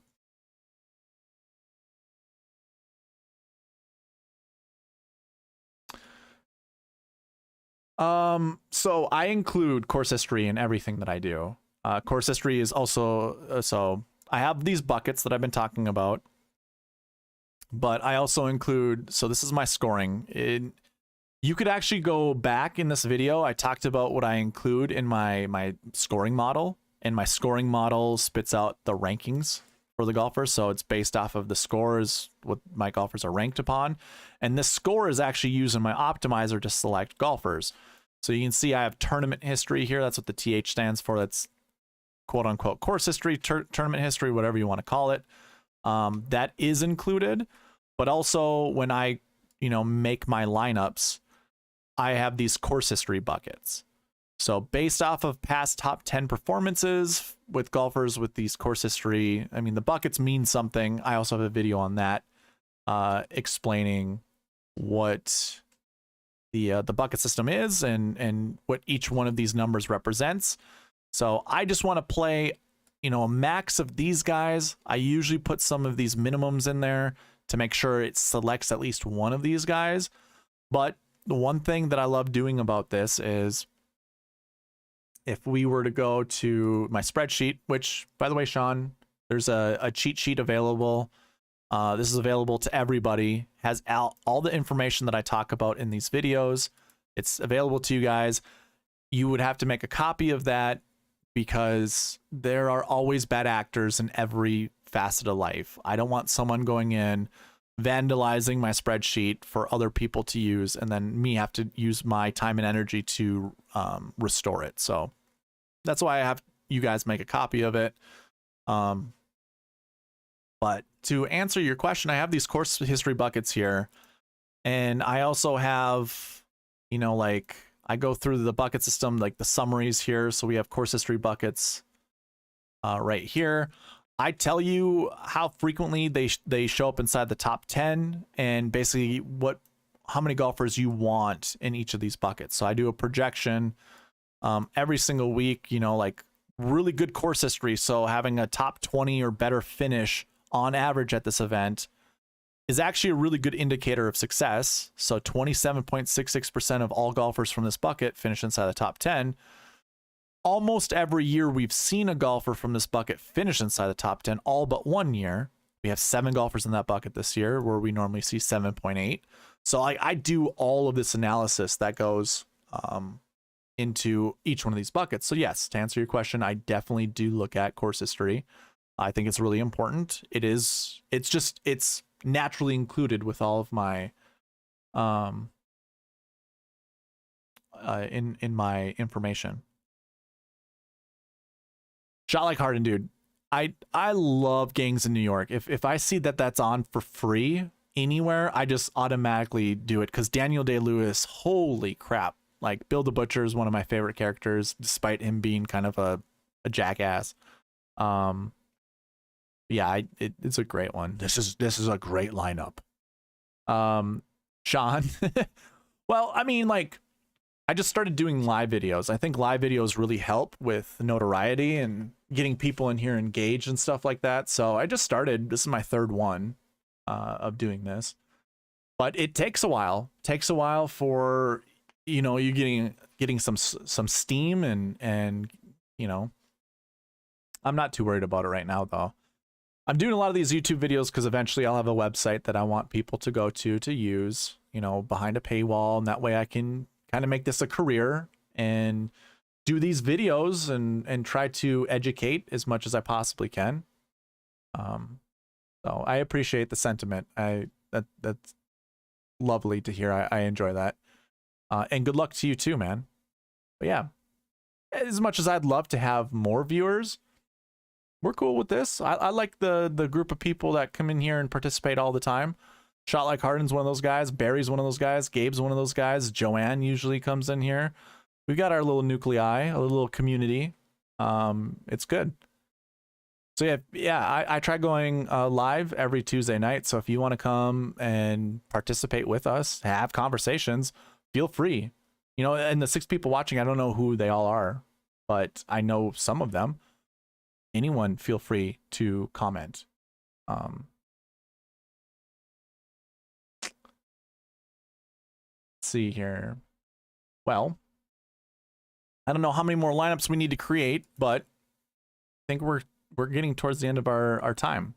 So if you have any last second combos you want me to create, I will certainly do that. Otherwise, I think we'll probably call it quits. We're not going to go 3 hours and 20 minutes like we did last time. We're nearing that, but yeah, no, we're not going to do that. I still have to create lineups, import them into Excel or import them into DraftKings, and still get a good night's sleep. So Jim is still here. What's going on, Jim? Just lurking, huh? You're trying to beat me in league. That's what's happening. You're just like, aha, I see all the... Well, what are you going to do with all the lineups I'm saving here, man? You don't know which one I'm going to put into league. You don't know how... You know which 2 I'm going to start with, but you don't know the remaining 4 golfers. Sneaky. Sneaky, sneaky, sneaky. So a lineup like this, I don't like Piercy, but you know, if I'm putting him into a GPP, I'm cool with it. And I should actually stop, because what's happening is Dietrich Gordon and Taylor are showing up a bunch. If I was actually creating lineups, I'd be hitting save. And save would then update the ownerships over here. So unless I have these locked in, I won't get the same guys. So we won't see Dietrich Gordon and Taylor and stuff like that.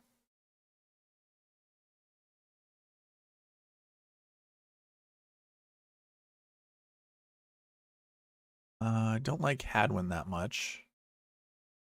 He's actually rated out pretty well in my model. I didn't even realize that. Do you worry about leverage or ownership? No. I actually have a video that's also in the description of this one right now. It says, "Does ownership matter?" That is the title of the video. I did a deep breakdown of the super season of like the 2020-2021 season, I think, where there were 50 events. I tracked all the ownership, not the projected ownership, but the final ownership after the contest had been locked in. And reviewed, you know, if you were to take the top owned guy and I broke it up into salary tiers. So we did 10K, 9K, 8K, 7K, and 6K. If you took the top owned guy in each of those tiers, and not at the same time, you know, I didn't go that far into it, but I just took an overall outlook of those price tiers. I broke it up into the top owned golfers in each of those tiers, the middle owned, and then the bottom owned. And the one that performed better than any of the other tiers were the top owned golfers, meaning the ones that we are heavily on, the ones that are popular, perform better. Not only do they have better results, like finishing position, but they also have more DraftKings points. They show up in the optimal lineup more. They show up in the GPP winning lineup more. Again, there's more analysis that can be done to that. Like that's like mid-tier analysis. It's not really diving in to say, okay, well, when there's a high 10K owned guy, do you want to pair him up with a high 7K guy, or a high owned 7K guy, or is that when you want to pivot? It doesn't go that far into analysis, but just breaking them up into tiers, showing you the ownerships, you know, top, middle, and low, still points out that, and this is one of the stances that I've always taken, there's too much noise with ownership. A lot of these guys are owned as much as they are because they're the best golfers in the field. Last week, Jon Rahm was the most owned guy. He won. He was in the optimal lineup. He was in the GPP winning lineup. What more do you need? Like, you know, why would you want to fade Rahm? And kind of what I was telling Byron yesterday was, I would rather have a winner's mentality when it comes to building lineups than a loser's mentality. And what I mean by that is, if we're worried about leverage, so if I'm worried about who you're playing, what I'm really trying to do is hoping you screw up picking someone else in order for me to win. So it's on you losing to have me win. And I think that's a loser's mentality. If you want to win, you pick the best golfers in your lineup and just go with them. There's too many things that dive into this. Like if we were to look at last year, so I have the ownership right here. Like I said, I keep track of the ownership.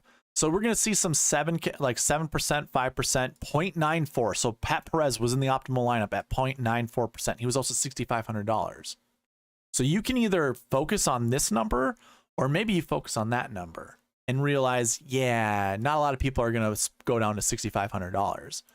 But if I were to just, you know, sort this out, look at how much green you see. Green is top 20 finishers. These are your highest owned golfers at the Farmers Insurance Open last year. Your top 3 guys finished 3rd, 1st, and 2nd when it came to ownership.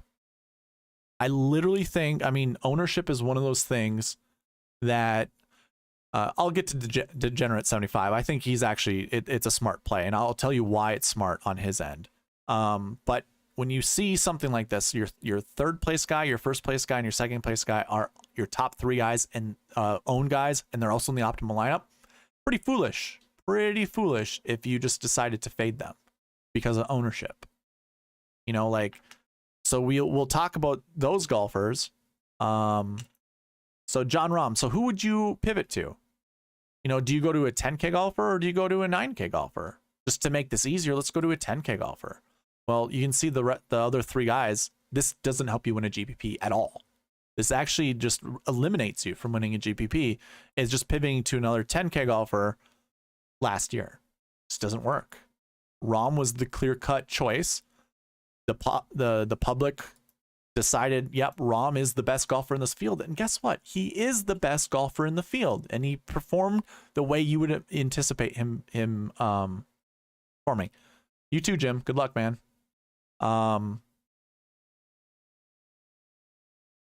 So, but yeah, so, okay, we're going to pivot from him to 10K golfer, we lose. We could pivot from Zalatoris to any of these other guys down here, but now we're kind of coming into like Corey Connors. You know, maybe Mark Leishman was the actual pivot because he's the 2nd highest owned guy. 16th place isn't bad, but now you've just paired up a 20th place guy in JT with a 16th place guy in Mark Leishman. You automatically lose out on being in the top 100 of a contest just your top 2 guys being there, unless you were able to hit, you know, like Luke List and Jason Day in your lineup together, you know, and that's possible. This actually might catapult you up into the 50th place, but you're not winning any GPP that way. So that's kind of like the short end of that. Like I said, I did go a lot deeper with my analysis in that video. So go check it out if you're interested. So Degenerate 75, he talks about fading the chalk. Because it's showdown slates, right? Like he's known for showdown, which I think is actually wonderful, because showdown is one of the most what would you say? Trying to make up words on the spot. I mean, it's let's put it this way. I'll word it differently. Showdown has to be the less or the least optimal strategy in building lineups, because most people don't look at an optimizer. They don't look at, you know, round by round stats. They don't have the time to do that round by round. As these weekly contests, what we can do is we can look from Monday to Wednesday, usually, not this week, obviously, Monday to Wednesday, and, you know, really dig into why a golfer is really good at this event and determine, yeah, this is the best play. And you're most likely going to be right. Showdown, on the other hand, most people don't have the time to put that kind of energy or effort into it. So they pick a lot of what people have always said. So if you have a bad round 1, what's the first thing people think of, especially if it's a good golfer? Well, they're going to have a better round 2, so I'm going to pick him. Well, then 50% of the population picks that person too. And it's just based off of a superstition, thinking this golfer is going to play better. So that, to me, is a good reason to fade ownership, like leverage, and try to leverage it based off of that. Because if you're not putting in the research to figure out what's good round by round, and like I actually have an idea how to do this. Here's the thing that our this whole fantasy golf realm, I call it a realm, you call it an industry, whatever you want. What happens is I have some really good ideas. I don't want to share those ideas, because the people at the top end of this industry realm, whatever you want to call it, they won't give you credit for stealing your idea. And that's the one thing that I've noticed that people do in this industry is you'll see that a part of their websites, you'll see that a part of their analysis week in and week out, and they won't credit you. Not saying that it comes from me, but I've heard it elsewhere, and it's like, it just moves on. That's also what big corporations do. They'll steal things, or they'll buy things from smaller people that have better ideas. I don't want to do any of that. I think I have a pretty good scope of how to analyze showdown slates, and it would use the buckets to some extent. It would use a lot of other things too. Like I said, I personally don't want to, because I don't want people to steal my stuff. I think but for okay, so another thing to go back to is why fading ownership became such a huge game theory spot was 4 years ago, 5 years ago, when this thing took off. Like 2018 is when salaries became available for every golf tournament. 2017, you just had like the majors, you had the Masters, you had the Player Championship, and then the majors. In 2018, we started having full field events that had salaries with them. DraftKings did contests for them. No one really knew what the hell they were doing then. And that's a lot like how you have Showdown now. No one really knows what to do in Showdown. There are these surface level things that people say. It's like, well, if someone has a good putting round in round 1, they're going to have a bad putting round in round 2. It's very surface level analysis, and people just, they latch onto that and they listen and they go, yep, that's what I'm also going to do. And that's how you get high ownership. Same applies when someone has a bad putting day round 1. Everyone's like, well, they're going to have a good putting day round 2. Or, you know, you want to find the guys who have really good approach stats with bad putting stats. It's so surface level with the analysis that it's so easy. It's like what Chad says, it's leading sheep to slaughter. And it's easy to say that. And it worked back 5 years ago in these weekly long things. Of course, it's going to work in Showdown. It's pretty new. Like, it's fairly new. Within the last 2 years, the Showdown has been becoming a bigger thing with golf. No one knows how to optimize it. So therefore, fading high-owned golfers, and using leverage that way is the best strategy right now. So I'm not taking anything away from Degenerate 75. Absolutely 1000% right now, when the industry is new, when the contests are new and people haven't been able to, they haven't figured out how to optimize it, you just go straight ownership. You do leverage that way. But now that we have this weekly long, or this week long, we have a week to basically strategize and research and stuff like that. We're getting on the right plays pretty more often than not. So in my honest opinion, I think it's fine. What he does right now is absolutely fine. But when people pick up and know how, and figure out how to optimize Showdown strategies, that will become obsolete, much like I would argue it's obsolete to go with just fading golfers. Because listen, there are people in this industry that will say, if we were to sort this back out, they will give themselves a pat on the back for going from someone like Lonto Griffin at $7,700, who's 16% owned, to Jason Day, who is 5.42% owned. And they'll be like, see, we told you, you want to fade ownership, you want to fade leverage, or you want to leverage ownership. And this is our proof right here. You only hear that one thing. And that's the only one thing that you also gravitate towards too. But you didn't see this 32% with all these single ownerships here and how bad that was in pivoting off of. Because what you hear week in and week out with most people is, yeah, well, Rahm, is he really 5 times better? Or is he really 3 times better than Justin Thomas? I'm not going to play, no. Rahm isn't 3 times likely to win than Justin Thomas. And they do ownership that way. And it's very, again, surface level. It's not deep. It's just a way for you to look into it, to be sold on it. It doesn't work. Like a lot of people are like, well, I like Zalatoris this week. Yeah, but Scotty Scheffler, are we really not playing Scotty over Will? Like, come on. Or even Mark Leishman. It's like, yeah, a lot of it's noise. A lot of it's just noise. It's very surface level, like I said. A lot of people don't have time to actually dig into stats and figure out, better plays and stuff like that. So, yeah, that's my take. I just never found any value with fading ownership just to fade ownership. And I said this with Byron because he was talking about this yesterday, was, he was a big ownership guy. And he watched some of my videos. He goes, yeah, you kind of talked me off of it, but tell me more. Like, what do you think? And so, I had said at the end of it,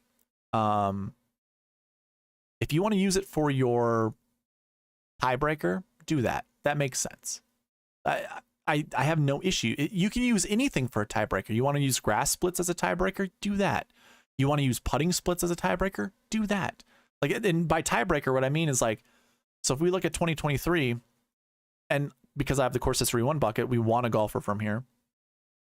If you're trying to determine, if you literally think based off of everything that's available to you with salaries and stuff like that, that Rahm and Finau are very close in your model, use ownership as your tiebreaker. That's fine.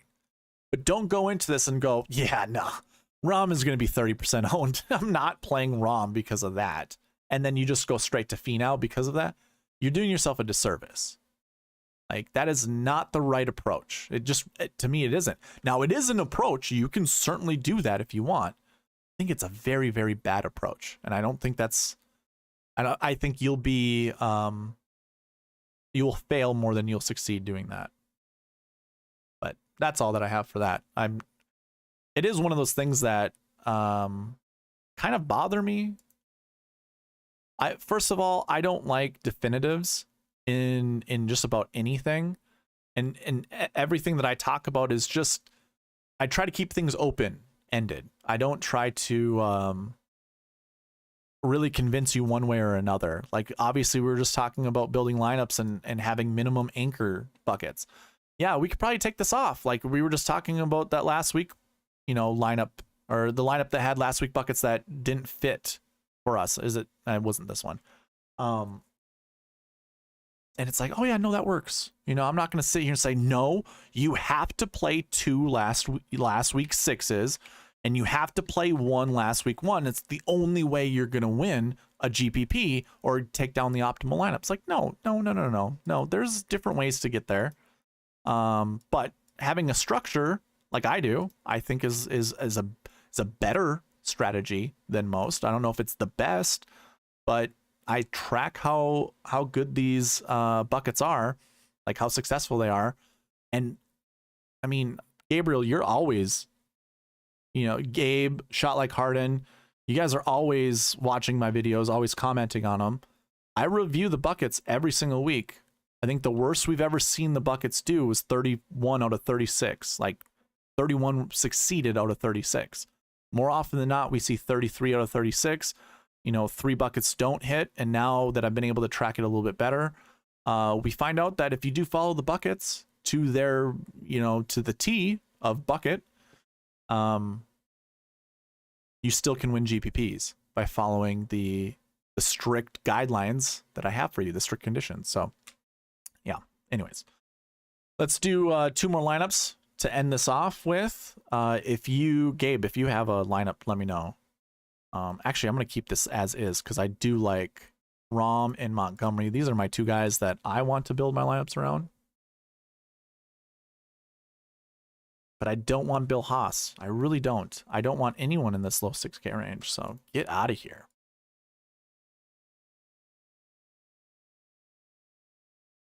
Shank. Don't care.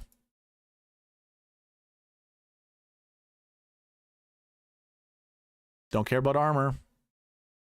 I'll probably remove these guys in my player pool before I actually finish lineups. Duncan, no way. No way. Semikawa, I don't know enough about him. Probably not going to play him. There we go. There we go. So MJ Duffy. I do like MJ Duffy.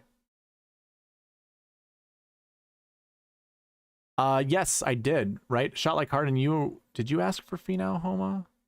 You asked for JT and someone, I think. Here, I'll get you a Finau Homa lineup. That's fine.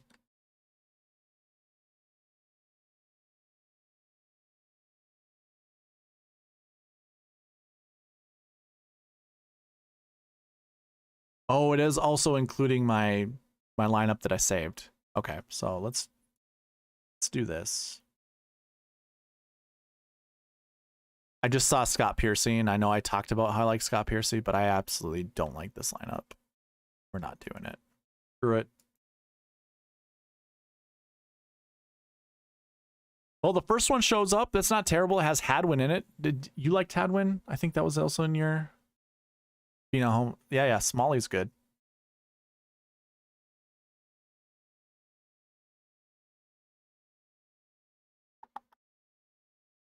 Smalley was what, 7,500? 70, there he is. 7,700.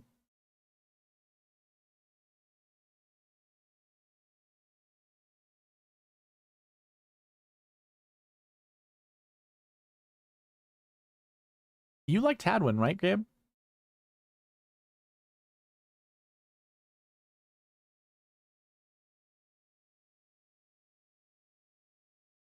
You know, yeah, you did. Okay. So here's a good lineup. Dude's my boy Gordon, but we can take Gordon out of there. We've been looking at a lot of Gordon lineups. Too good of a value. You spoke too soon. Said I mean, I don't mind Piercy in a lineup, but just looking at that one that I had, I didn't care for. Here's a really good lineup. I like this one. 3 7s, a 10, 9, and an 8. Pretty solid. Probably gonna take out Ben Taylor though.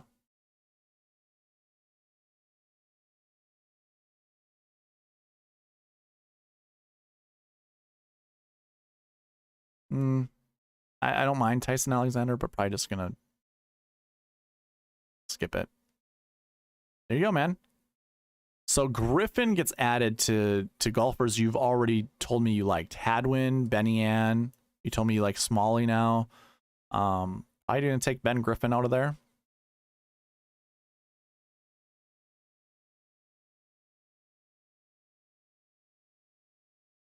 Oh, you like B Taylor? Okay, cool. I'll put him back in. Here's a good. Oh, I like this lineup. I like this lineup a lot. I'm stealing this one, sniping it from you.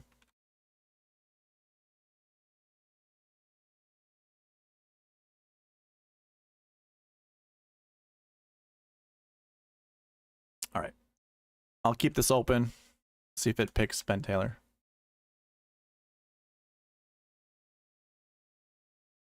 Yeah, I think we just went over this one. Yeah, this is a good lineup too. I think it's a good lineup to end on, man. Finau, Homa, Dietrich, Taylor, Buckley, Smalley. Pretty good. Hey, appreciate all you guys all the way to the end here. 3 hours long. Once again, hey man, I do not mind talking about fantasy golf. And also it's a way for me to see some lineups, build some lineups, kind of see what's going on around there. Maybe you guys can get me on some decent, I mean, forget who it was. I always forget, man. And it bothers me. I don't know if it was Barry. I don't know if it was Shot Like Harden. Sony Open. We're talking about Maverick McNeely versus Taylor Montgomery. And we went over those stats. And that was the first time seeing what I was looking at, where it was like, oh, I want Montgomery over McNeely. So that's how it was. And it was I shouldn't say it was profitable, but it was definitely the better choice was going with Monty in that scenario than McNeely. So anyways, yes. Gabriel, have a good night. Sean, have a good night. Shot Like Harden, have a good night. Who else is watching? Do we still have Jim? Jim, if you're still watching, you too, sir, have a good night. And whoever I think I'm the other one one of the one was watching. And whoever the other guy is, the other person, maybe it's a girl, who knows. Anyways, that's it. Calling her quits right there. Thank you guys for watching. Please leave a like on your way out, comment, subscribe, all that good stuff, and I'll see you in the next one. All right, bye.